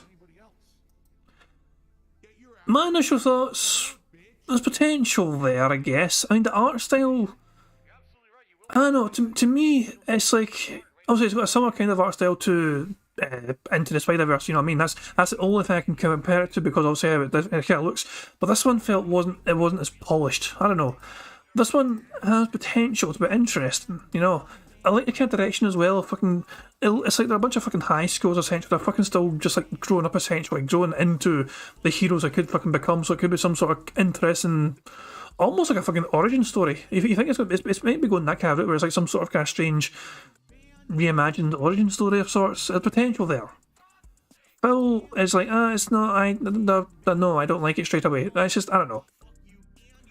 I think there's potential for it to be good. It's interesting. Well. Do I feel like I could watch it when it comes out? Perhaps, maybe, I don't know. But I think there's definitely potential from what I've seen there. But Phil's like, I don't fucking have a good feeling about this. I didn't laugh once. Well, boo fucking who for you, Phil. You're not. You probably weren't in a good mood to laugh because you're worried about bills. You have to have something in there that resonates with an audience. It can't just be, I have this celebrity, this celebrity, this celebrity, this celebrity, this celebrity, this celebrity. It's the celebrity movie. What was that movie they made years and years ago that was just literally a bunch of celebrity cameos? And it flopped. Even though it was like a big budget movie because they had so many celebrities and it still flopped. Was it called like movie number 18 or something like that? I don't know. It was something stupid as shit. But it failed. You can't just do, it has to be something with creative integrity and something that people want to watch. And I'm sorry, but no, you stop remake. Movie 42, is that what it was called? Movie 42? And it was terrible. It was like one of the worst movies ever made. But that's the point I'm making. I don't care who the voice actors are. Just roll the footage and let me see it. Roll 2 minutes of footage. I'm like, oh my god, I can't stand Donatello's voice. It's like a child. It's like grating, like nails on a chalkboard. The humor's atrociously bad. The art style shit. I'm sorry. The whole but the Spider-Verse did it, and that made money. Okay, so just because one movie made money with it doesn't mean everyone else copies later and it's gonna work. I think the reason Spider-Verse stood out is because it did so many things differently. Right? It really did. That's why it was unique. Now, when everyone copies the things they did differently, you're not doing it different anymore. You're just copying someone. You're not unique anymore. The reason the visuals of Spider-Verse worked is because they were the only movie to do it like that. Now, every other movie wants to do it. Well, those movies, sorry, it looks like shit now. You fucked it up. Too many bandwagoners. Okay? So, there you go. That's all I have to say. It looks like shit. Maybe my opinion will change if we get more information about this moving forward. To me, this looks terrible. And I'm pissed. I love Ninja Turtles. As a 40-year-old, I demand Ninja Turtles. As a 40-year-old male, I absolutely demand top-of-the-line Ninja Turtles. This is my priority in life, and I'm going to be ranting about this endlessly every day here until we get good Ninja Turtles. There we go. All right, it was a news story to talk about. Anyway, let's now get... Darcy says, did you see the Flash trailer with Michael Keaton's Batman? I did, and I hated it. He shows up, he's like, I'm Batman or whatever. Like, wow, it's Michael Keaton. And immediately they go to a CGI montage of him flying around. It looks insanely fake, stuff he never did in the original movie. And I was like, that's terrible. So, anytime he's on screen, it's really him talking will probably be amazing. And then every other scene with him will be awful because it's all simulated. So there you go. As you said, he's 71. Well, they make him a 71-year-old fucking Batman. Put him in a goddamn cyborg suit. Didn't you ever see the goddamn Dark Knight comic books? He's an old man Batman. He's got fucking robots fighting and shit. Get his ass out there, wheel him on his fucking wheelchair, drooling with his fucking cup of Metamucil, and kick some ass. I don't want to see CGI Batman. I'm sorry. All right, I have to get the shout-outs now. All right. So, here we go. Some shout-outs for everyone. We start out with Ooze Trumpson, who did a super chat saying, Pippa Pickin got a billboard in Tennessee. What would you ever for money?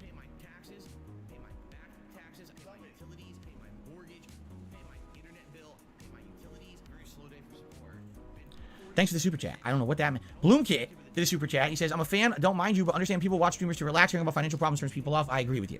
Thank you for the super chat, Bloomkit. Truth Seeker did a super chat. You got me feeling guilty. I'm sorry. I don't know why I would ever make you feel guilty because I didn't talk about anything that would make you feel guilty, but thank you for the super chat. Ooze Trumpson again did a super chat. Jasper's investigating my closet. He says, Gargura has 4 million subs on YouTube alone. You need ads.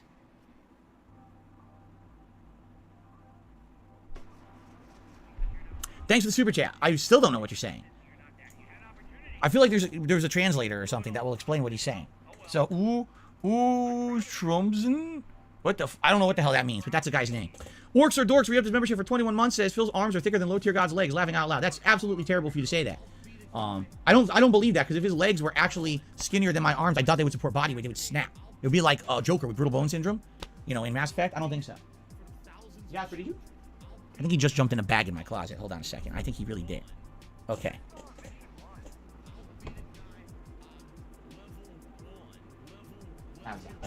Never mind. Okay. Mishael also just re-upped the membership for 3 months. Says, hey Phil, what's going on, Mishael? He's being a nut today. Thank you, Mishael, for the re-up of the membership. Let's see here. Okay, tips. Holy moly. A bunch of dollar tips came in, which either means people are very supportive or it's a bunch of trolls. So we'll find out. First tip of the day, actually, is a $20 tip from someone named Caster saying, happy early birthday. I'm looking forward to your chill stream today. Thank you. Because today's gameplay should be pretty chill between both Hogwarts and Like a Dragon Ishin tonight. I feel like today's streams will be very chill. And I'm happy about that because I need that. After yesterday, I told you yesterday was like a super stressful day for me. Between the Wolong stream and then having to work on the tax shit. I'm very happy that I'm not doing any of that crap today and we can just relax together. Okay, so that's a good thing, right? Thank you very much for that. I appreciate that. I got a dollar tip here.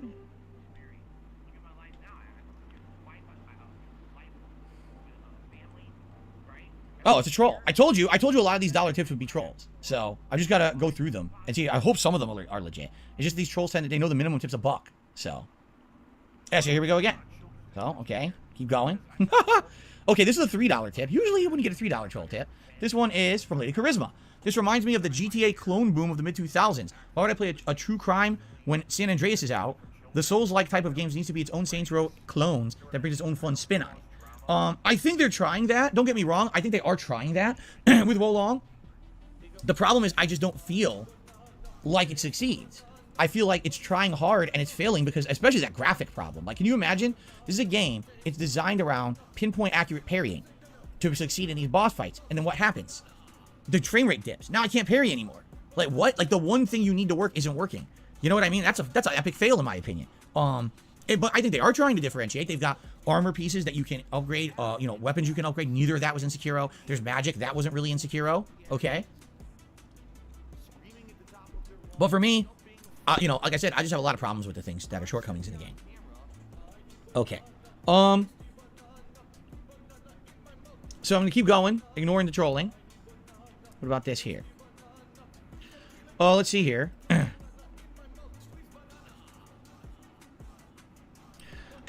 So Snow Carl took the buck.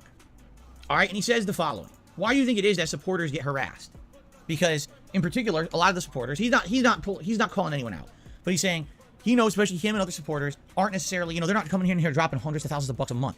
We're talking to someone every once in a while drops $1 or a super chat or a membership. It's like, why are people harassing people like that? Because, those people, just take a look at it this way. You could spend money every month on a Netflix subscription. You could spend money every month on Disney Plus, HBO Max. Each one of those runs you, 10, 15 bucks a month, correct? And you get a ton of content. If you subscribe to DSP Gaming, it's $5 a month. No, it's cheaper, $4 a month, right? And that's not subscribed, that's a membership. If you become a member of DSP Gaming, it's $4 a month, right? If you tip every once in a while, it's $1 here or there, right?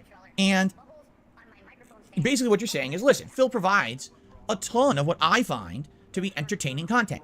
I want to support that and let it to continue to happen. Because if I don't support it and Phil doesn't get support, he can't do this for a living anymore. And then it's either going to be reduced the amount he can make or he just can't do it at all anymore, right? I think we all understand that's how it works. It's give and take, right? You don't have to support, but if you do, thanks. You're the reason why I get to keep doing this, right? We all know that. And you're getting this content for a few bucks a month, if that, right? So why is it that these people harass people who do that? Because they're shitheads. There's no other explanation. They have become part of a cult. They have become part of this group of people online that hate me so much. And that's not everyone who doesn't like me, by the way. I should clarify this. This is a group of them, a splinter group of them. Because not everyone who dislikes Darkside Phil goes that extra mile. You have to understand that, okay? People who dislike me for various reasons. There's people who dislike me and make fun of me every once in a while.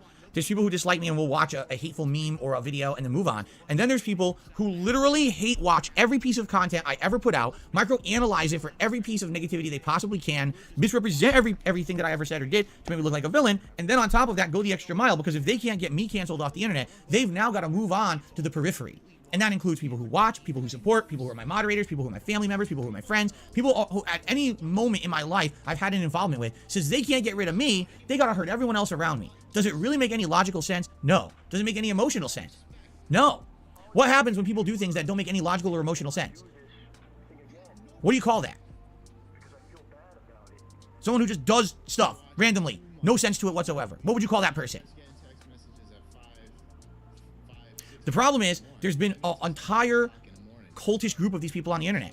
They follow every waking moment of the stuff that I do publicly to try to find something that they can talk about negatively. It's become their all-encompassing thing in life.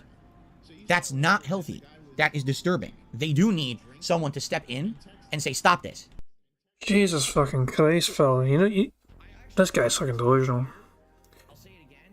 I love how he thinks like every distractor, especially ones that make content on him, is like fucking doing absolutely nothing with their fucking lives other than fucking just, watching his shitey content, making a bunch of fucking videos to like, oh, Bill's big in here and apparently fucking misrepresent him or some bitch, making him look like some sort of villain. No, he makes himself look like a fucking villain all by himself. Even his goddamn dead-headed audience were telling him yesterday he was making himself look fucking terrible and they're fucking sick of it. And so he's like, oh, I'm fucking sorry. He does it so well on himself, making himself look like a fucking piece of shit. Nobody needs to fucking help him with that. But in terms of, how much of our fucking lives are taken up with us, literally, I mean, most times, you guys, I don't make a huge amount of fucking videos these days. It's just usually just fucking the streams. I make a video now and again. Those are quick to make as well, usually, because I usually just fucking record it live. Money, yeah, yeah. Money, money. Oh, money, money. Yeah, yeah. Money, money. Money, money. Yeah, yeah. Money, money. Oh, money, money. Yeah, yeah. Money, money. Thank you very much to QuasarX and Black Mage, who basically had the exact same point. So first of all, Black Mage said at first, it says, was he trying to call us mentally ill? Quasar then says, Phil was trying so hard not to say mentally ill or unstable. You two, birds of a feather, great minds think alike, both of you had the exact same thought process. Incredible timing of that. But yeah, Phil's doing his absolute best to try and not get into too much trouble for saying we're all fucking mentally ill. As he fucking loves to do in the fucking past. So, you want to talk about what, this is, I can tell you right now how the rest of Phil Burnell's year is going to fucking go. You ready for this? He's going to keep making videos on YouTube 6 days of the fucking week and streaming every fucking 6 days of the 7 days of the week. He's going to be doing this until the end of the year. His fucking DSP Gaming channel will still be where it's at right fucking now. Maybe it'll have gone up a little bit in subscribers, who fucking knows. DSP Reacts will be meh, it'll be so-so. It'll be barely worth the fucking effort, but it'll still be, basically it'll be like a smaller version of DSP Gaming in terms of the fucking views it gets and the attention it fucking gets. In terms of what Phil actually doing with himself outside of fucking being a content creator, fuck all. Cat will still be there, wanting nothing to do with his content. Jasper will still be there, trying to get attention from Phil randomly. And Phil will still be there doing absolutely fucking nothing. They'll go nowhere. They'll do nothing. They're not going on any honeymoon, for example. They're not going on any special fucking trip. Phil's not having some special fucking meaningful fucking time with his best fucking buddies. None of that shit's going to happen, because Phil is going to fucking be a continual fucking hermit for the rest of the fucking year. The rest of the fucking year for Phil Burnell is essentially the same old shit. Repeated day after day. Barely anything interesting expanding on his fucking channel and his fucking life. It's the same old garbage. Now, that's Phil's life, okay? I cannot speak for our detractors and their lives. All I can do is speak for mine. I am going to go celebrate my best pal's wedding by having an enjoyable stag do in May. We're going to fly somewhere in Spain, I think, or something like that, for a fucking long weekend. Long lads weekend away in Spain. And, I think it's Spain anyway. And yeah, so I'll celebrate. That'll be a stag do. That'll be a great fucking stag do. So that's what I've got to look forward to in May alone.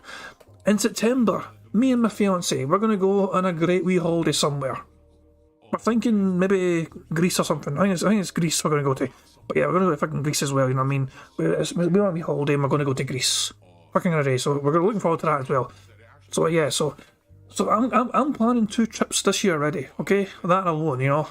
On top of all that, obviously, I'll see my family now and again, you know what I mean? I'll see fucking checking on my mother and all that shit, you know, my sister and everything else. I got a sister over and things like that, you know what I mean? And see and spend time with my pals, go drinking with them as well, locally, whatever, and things like, and going to a wedding, even my best pal's wedding, and go to that as well later on in the year. Phil has none of these things to look forward to in his empty, miserable, empty life. He's fucking mocking the lives of detractors and all that shit, and all the people that make hate content about him. But the fact of the matter is, we're able to fucking enjoy our lives, while his life is literally what you see in front of you on this fucking screen. His life is so devoid of any actual fucking meaning, anything to look forward to. What does Phil have to look forward to? Him waking up to fucking try and get money from dent heads, so he can fucking spend it immediately? His life is fucking miserable. So yeah, I'm not buying it, Phil. You fucking talk about, you're trying to fucking claim that fucking detractors' lives, not shit, especially ones that make content about you, are so empty. Bitch, look in the fucking mirror. What's so fucking interesting about your goddamn life this year? What are you looking forward to this year? You have nothing to look forward to apart from the imminent arrival of your fucking impending death. But no one does, apparently. Apparently they just go on their merry way, hate watching everything I do, shitting on everyone around me, and they, you know, no one, that's sad that they have no one, like no support group, no one who actually cares about them enough to basically stop that madness. You know what I mean? Because it is madness. Who would do that? You should be finding productive things to do with your own life. Constructive, productive. Not destructive to others. But that's how they are. You know? That's very sad that they don't have anyone to say, what are you doing all day? You're hating on someone on the internet? This is your hobby? How many how many detractor streams did you watch today? Like, what? You know? And, you know, and the thing is, if YouTube, sadly, would stop that kind of behavior, you know, a lot of this online harassment would go away. They don't, because their view is, legally, you know, they just want to protect their own butts. They don't really care about what's right, what's wrong, what's harmful, what's not. They just don't want to get sued. So it is what it is, but that's why they can't hurt. If they can't hurt me, hurt everyone else around them, or around the periphery of me, because they somehow feel like that's it. Does it? By the way, you know, it doesn't. It's that doesn't. If you haven't noticed, people have been doing this for how many years? I'm still here. Hi, I'm still here. Barely. Fucking crying on for dear fucking life. You're fucking apologising to your dentist or fucking begging for tips every day. For fuck's sake, Phil, you're sucking the goddamn drain. And by the way, full disclosure, I don't really give a shit about Phil's fans. Like, if those fucking morons in this fucking chat want to give this fucking idiot money, this con artist money, if they want to fucking give him money after everything we fucking say about Phil Burnell, after all the evidence we fucking present to what Phil's doing with our fucking money, if they are still willing to fucking fork over their fucking money to Phil Burnell, then so be it. Phil's and our money are easily fucking parted. But if they enjoy that fucking shit, then so be it. That's fucking whatever, you know what I mean? But my fucking stance on it has always been to just fucking educate people on what Phil Burnell is doing and what he's fucking like. I'm still streaming, still making meaningful content for those people. You haven't done anything, you know, hi, hello. Anyway, you would think just on that basis alone, seeing that everything that they've done, all this effort they put into it has done nothing, that they would, like, give up, but apparently not. Phil, you fucking said we ruined your life the other day. And now you're saying we've done nothing to you. Okay. I'm not sure what's the real fucking... That's just denial. That's just basically flat out denial. Because he literally was fucking saying the tractors ruined his fucking life the other day. So yeah, make of that what you will. Again, what is the definition? What do you call someone? Money, money, yeah, yeah. Money, money, oh, money, money, yeah, yeah. Money, money. Thank you very much to Black Mentor Super Chat. It says detractors are lawyers, CPAs, engineers, PIs, etc. But we're the losers here. Right. Well, to be fair, that's what I'm saying, like this. It goes both ways. Like fucking Planet Jeff was like some sort of fucking civil. Wasn't he an engineer himself or something? It was like some. He worked for this like city and he was like quite rich, wasn't he? He had some kind of well-paying job. I felt like it was some sort of engineering job as well that fucking Planet Jeff had. And obviously some of the fucking whales as well. Some people in Phil's fucking little, circle clearly do seem to have some fucking money in them if they're willing to fucking throw Phil hundreds of fucking dollars sometimes a month, for fuck's sake. You know, that's what I'm saying though, it's like, there's got to be fucking... But that's what I'm saying, there's even... Yeah, he loves to fucking just paint the track as all fucking, like, mouth drilling window looking fucking idiots that don't know what they're fucking talking about. No, there are so many intelligent... Not just the intelligence of this community. The fucking creativity, the skill, the abilities. Take King of the Ring, the fucking music competition, that being said, hosted. That was an incredible demonstration of the fucking creativity and the singing abilities and performances from a lot of you guys. I mean, that's what I'm saying. Some people are just incredibly talented with the things they can fucking come up with and fucking the output they can fucking, what they can produce. So, I mean, see Phil's community full of fucking just absolute fucking degenerates, like fucking Derek, for example, for fuck's sake. And it's like, no. Phil can keep his little fucking weird community full of fucking whales. I'd rather have our community. Our community seems to have a fucking fair, better standard of people. You know, it's like the people seem to be a lot fucking better on our side than on Phil's side. Let a fucking strange little, creepy little circle of degenerates have their little fucking fun whaling on Phil, if they fucking want to. I'm happy with what we've got. Again, what is the definition, or what do you call someone who does things to an incredible degree over and over, but it has no effects whatsoever, but they just keep doing it anyway? What do you call that? I don't have to say the words. All I have to do is present the scenarios, and you can make the judgments for yourself. You see? So that's him being afraid to fucking call us mentally ill. Let's be honest here. He's afraid to fucking call us mentally ill. So called another dollar tip. He said, the other day your channel demographics showed only 1 to 2% of your audience is in the 13 to 18 group. To be able to sustain your channel in the long run, do you think you should change in order to attract those people? No, because I don't want to attract those people. All right? I had that audience at one point. Absolutely, I had that audience at one point. And that was, I sadly hate to say, it's not the kind of content I want to make anymore. I don't want to make that kind of content that's over the top immature, that's constantly has to be every piece of pop culture, that constantly has to be every stupid meme, every dumb sexualized racial joke. You know, that's what they like, the risque shit. Pushing the envelope, right? That's what they liked back then. what I need to do is appeal to the audience I have and expand upon it. If I know my age range of people who watch me is roughly people in their early to mid 20s, mid to late 20s, 30s, and 40s. That's the primary age ranges I have. I have to make content that appeals to someone who's older. What appeals to them? Well, more mature playthroughs, in-depth, more interactive, talking about what's actually, because people at that age care about things like money. I can't buy every game. What game do I want to buy? Well, watch Phil play it and see if he likes it, right? And topics that are important to those people. As I get older, many different topics affect me now that didn't affect me when I was, at the beginning of my YouTube career. Being honest, 15 years later, things have changed. So that's the kind of stuff that I want to tackle now.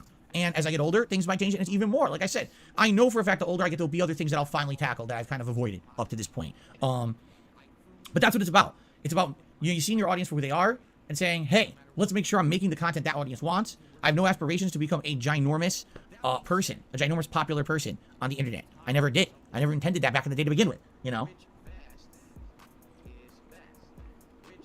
Okay. I got a $1.25 tip. From I Took a Shit Today, what's movie 42? The movie I was referencing earlier, there was a movie that was supposed to be a comedy that basically had like an insane amount of celebrities in it. And they were all just like, the entire movie is a bunch of little mini skits and cameos with... I don't know. I mean, that's... The guy's name was literally I Took a Shit Today. Is that Phil? That's like Phil being baited into fucking doing scat talk. If Phil elaborates on a name in any capacity, I'll take it. How's that? These celebrities doing supposedly comedy. But from what I'm understanding, the movie was awful. Like, it was disjointed. It didn't have any... Or was it movie 43? Whatever it's called, because no one seems to know the name. It was a disjointed movie that just didn't make any real sense. It wasn't very funny. So they spent all this money getting a million celebrities. And the premise, hey, we just get a movie with the most amount of celebrities in it, it'll be popular. And it was the opposite. Like, it failed miserably. So. Okay. Got a $2 tip here. Spawn Killer says I have Hogwarts. See, there we go. Phil did not elaborate on the horrible fucking username. The username of I Took a Shit Today, tipping him that fucking money. But Phil didn't make any sort of strange joke out of it, It's like... When Phil's baited to fucking say that, it's literally the guy's fucking name. So I feel like I was fucking being a bit disingenuous for counting that, It doesn't count because Phil was encouraged to fucking say that rather than him fucking saying that of his own volition. I'm not counting that as scat talk. Haven't played it yet. Do you like the game? Is it worth it? Yes. Ask a simple question, get a simple answer. Yes. I have it. I like it. It's good. Okay. We're almost done here. Someone has sent me $1 and says, did you see there's a new Dragon Ball Z Budokai Tenkaichi 4? Budokai was always the best Dragon Ball Z game. I saw a lot of people posting up about a new Dragon Ball game. Oddly enough, I couldn't find any footage of it. Like, I was looking at the post, everyone's posting about it, saying, yo, they dropped the announcement of the new Dragon Ball game. Okay, what is it? I can't like find, I don't know, maybe there was no trailer or whatever. I couldn't find it. Maybe I just couldn't find it. I don't know. I was looking this morning. I'm like, everyone says it's new, but I don't see anything about it. So, if I find more information, I'd love to know about it. Okay? Okay.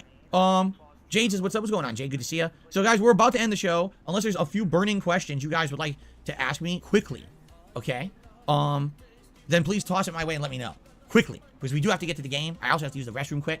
But I'd like to know if you have anything quickly we didn't cover. No, I've never seen Meet the Spartans. Rashawn says that was me that tipped, was it? Remember, if you're going to tip me, you have to include your name in the tip if you want me to shout you out. I cannot see that information. All I see is like an email address, okay? Have I ever been to Golden Corral? Oh, shit. Once, maybe? Or was it Old Country Buffet? No, I went to Old Country Buffet. It was not Golden Corral. I've never been to Golden Corral.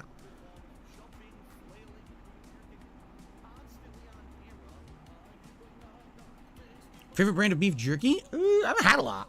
I really haven't had a lot. So I don't think I can even say. I've probably had Oberto the most, just it's what they usually have at the store. But I don't think I've had enough beef jerky to be any kind of a connoisseur of it and tell you that I like one over the other, right? Oh boy, Ooze Trumpson says, this is really Protusum Zone. Can I be allowed back to the community? So let me ask you a question, all right? If you were I've been thinking about this logically, right? Let's say you were previously banned from this channel or other channels that I used to operate for various reasons. It's been a long time since you've been by, okay? You have a new account, new name, no one knows it's you, right? You're talking, everything's fine. What would possess you to then say, hey, by the way, I'm that guy you used to ban. Hi, how you doing? Like, don't do that. Just behave. How would anyone know it's you? No one would know. So just behave. And if you behave, no one's going to care. The reason you probably got banned originally is because you violated the rules and you got banned. So just don't do that on your new account. No one will be the wiser. Why would you announce your presence? Right?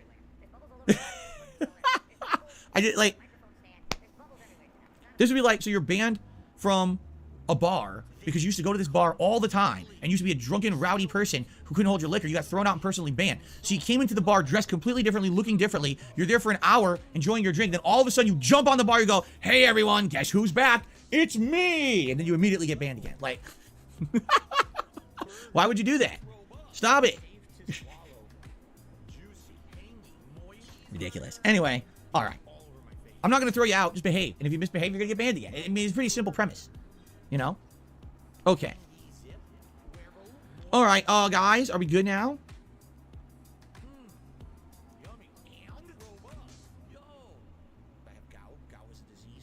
I think we're good. When the next question I got was, am I afraid of snakes and spiders? I think it's time to end the podcast for the day. Okay.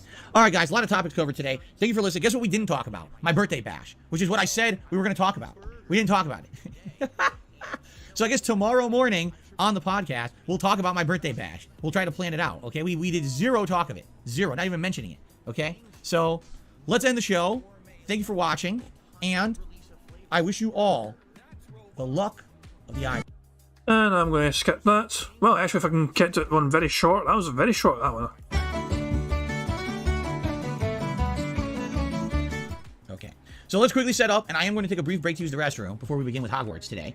As I said, we're starting the winter season now. By the way, guys, just full disclosure on this card. I feel like I've missed one or two things on this card. I feel like Phil mentioned engagement before, but I missed it. I'm going to check when Phil uploads his podcast later on, okay? I am going to check from things that we may have missed on this card, okay?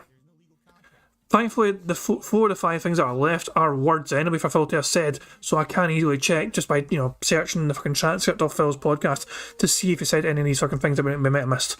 So, I will go back and check over it, okay? But as things stand, there's no free spaces anyway. Second Weapons says I don't like the leprechaun Phil. I just think it's cringe. I mean, Phil's not even Irish in any capacity, and yet someone put a fucking Phil face on a lip. Fuck off.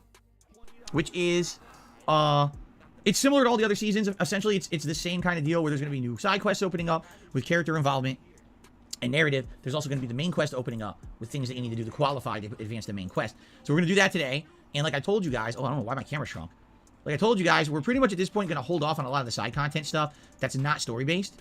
So anything we find is like collectathon stuff. So for example, the Merlin trials, I don't see a reason to even do another one. And let's see here.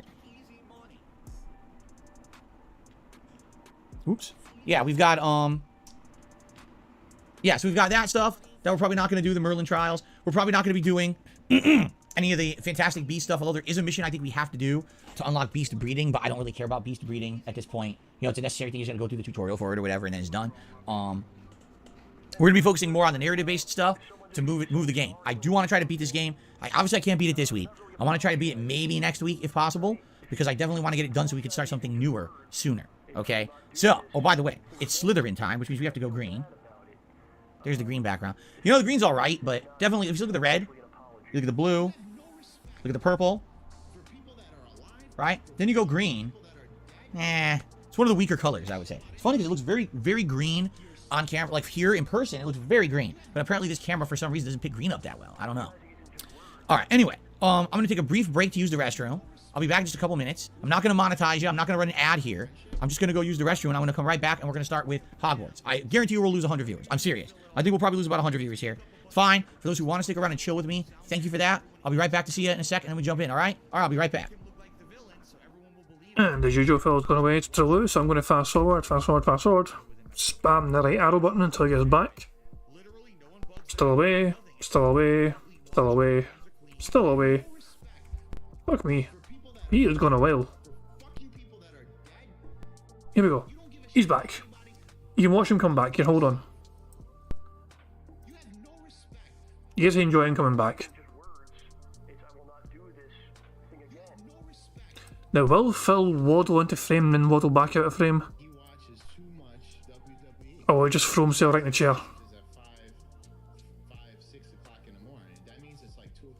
What the fuck is... Hold on. Now, he's still muted, by the way. He's not unmuted yet, but this fucking face he made here.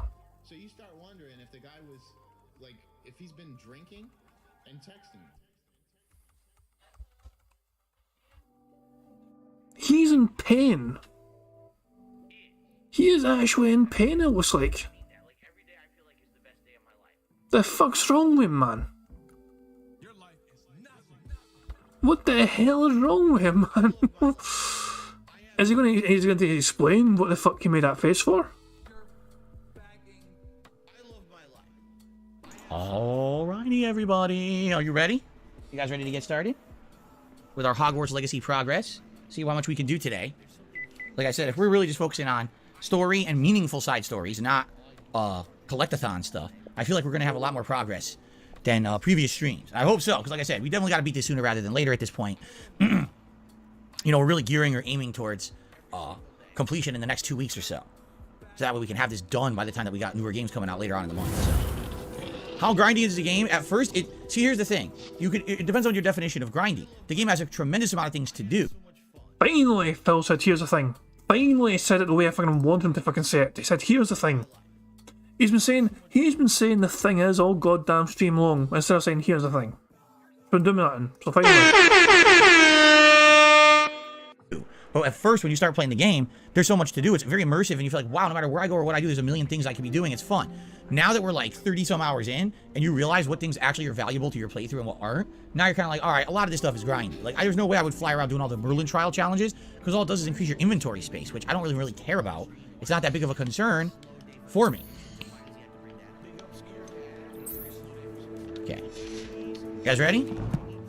Here we go. Hello, X-Shooter. I'm good. Thank you for asking.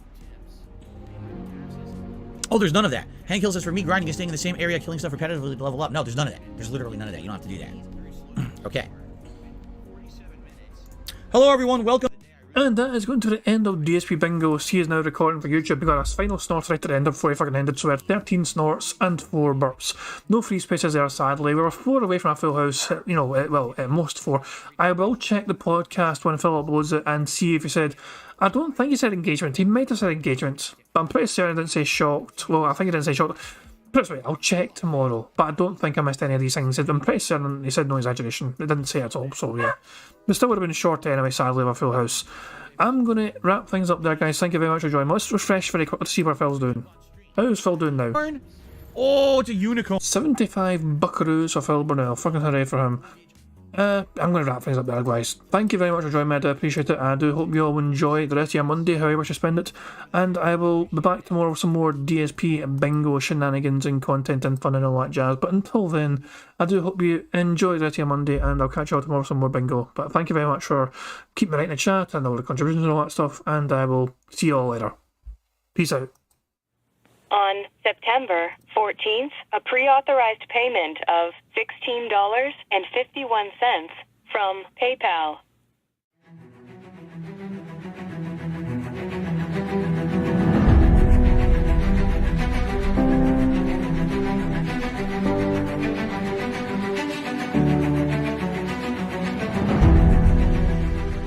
All right, Luna Mills has tipped me $1.30.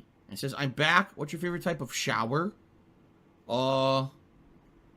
When you're showered in money, when you go outside, all of a sudden, greenbacks start falling from the sky, and you raise your face up. You're like, oh, you start dancing. You go, oh, money, money, yeah, yeah. All right, I don't know what the hell you're talking about, but thank you for the first tip of the day.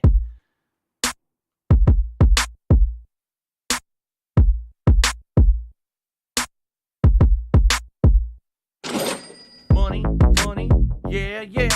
Money, money, oh, money, money, yeah, yeah. Money, money, money, money, yeah, yeah. Money, money, oh, money, money, yeah, yeah. These contributions are mandatory. Money, money, yeah, yeah. Money, money, oh, money, money, yeah, yeah. Money, money, money, money, yeah, yeah. Money, money, oh, money, money, yeah, yeah. These contributions are mandatory.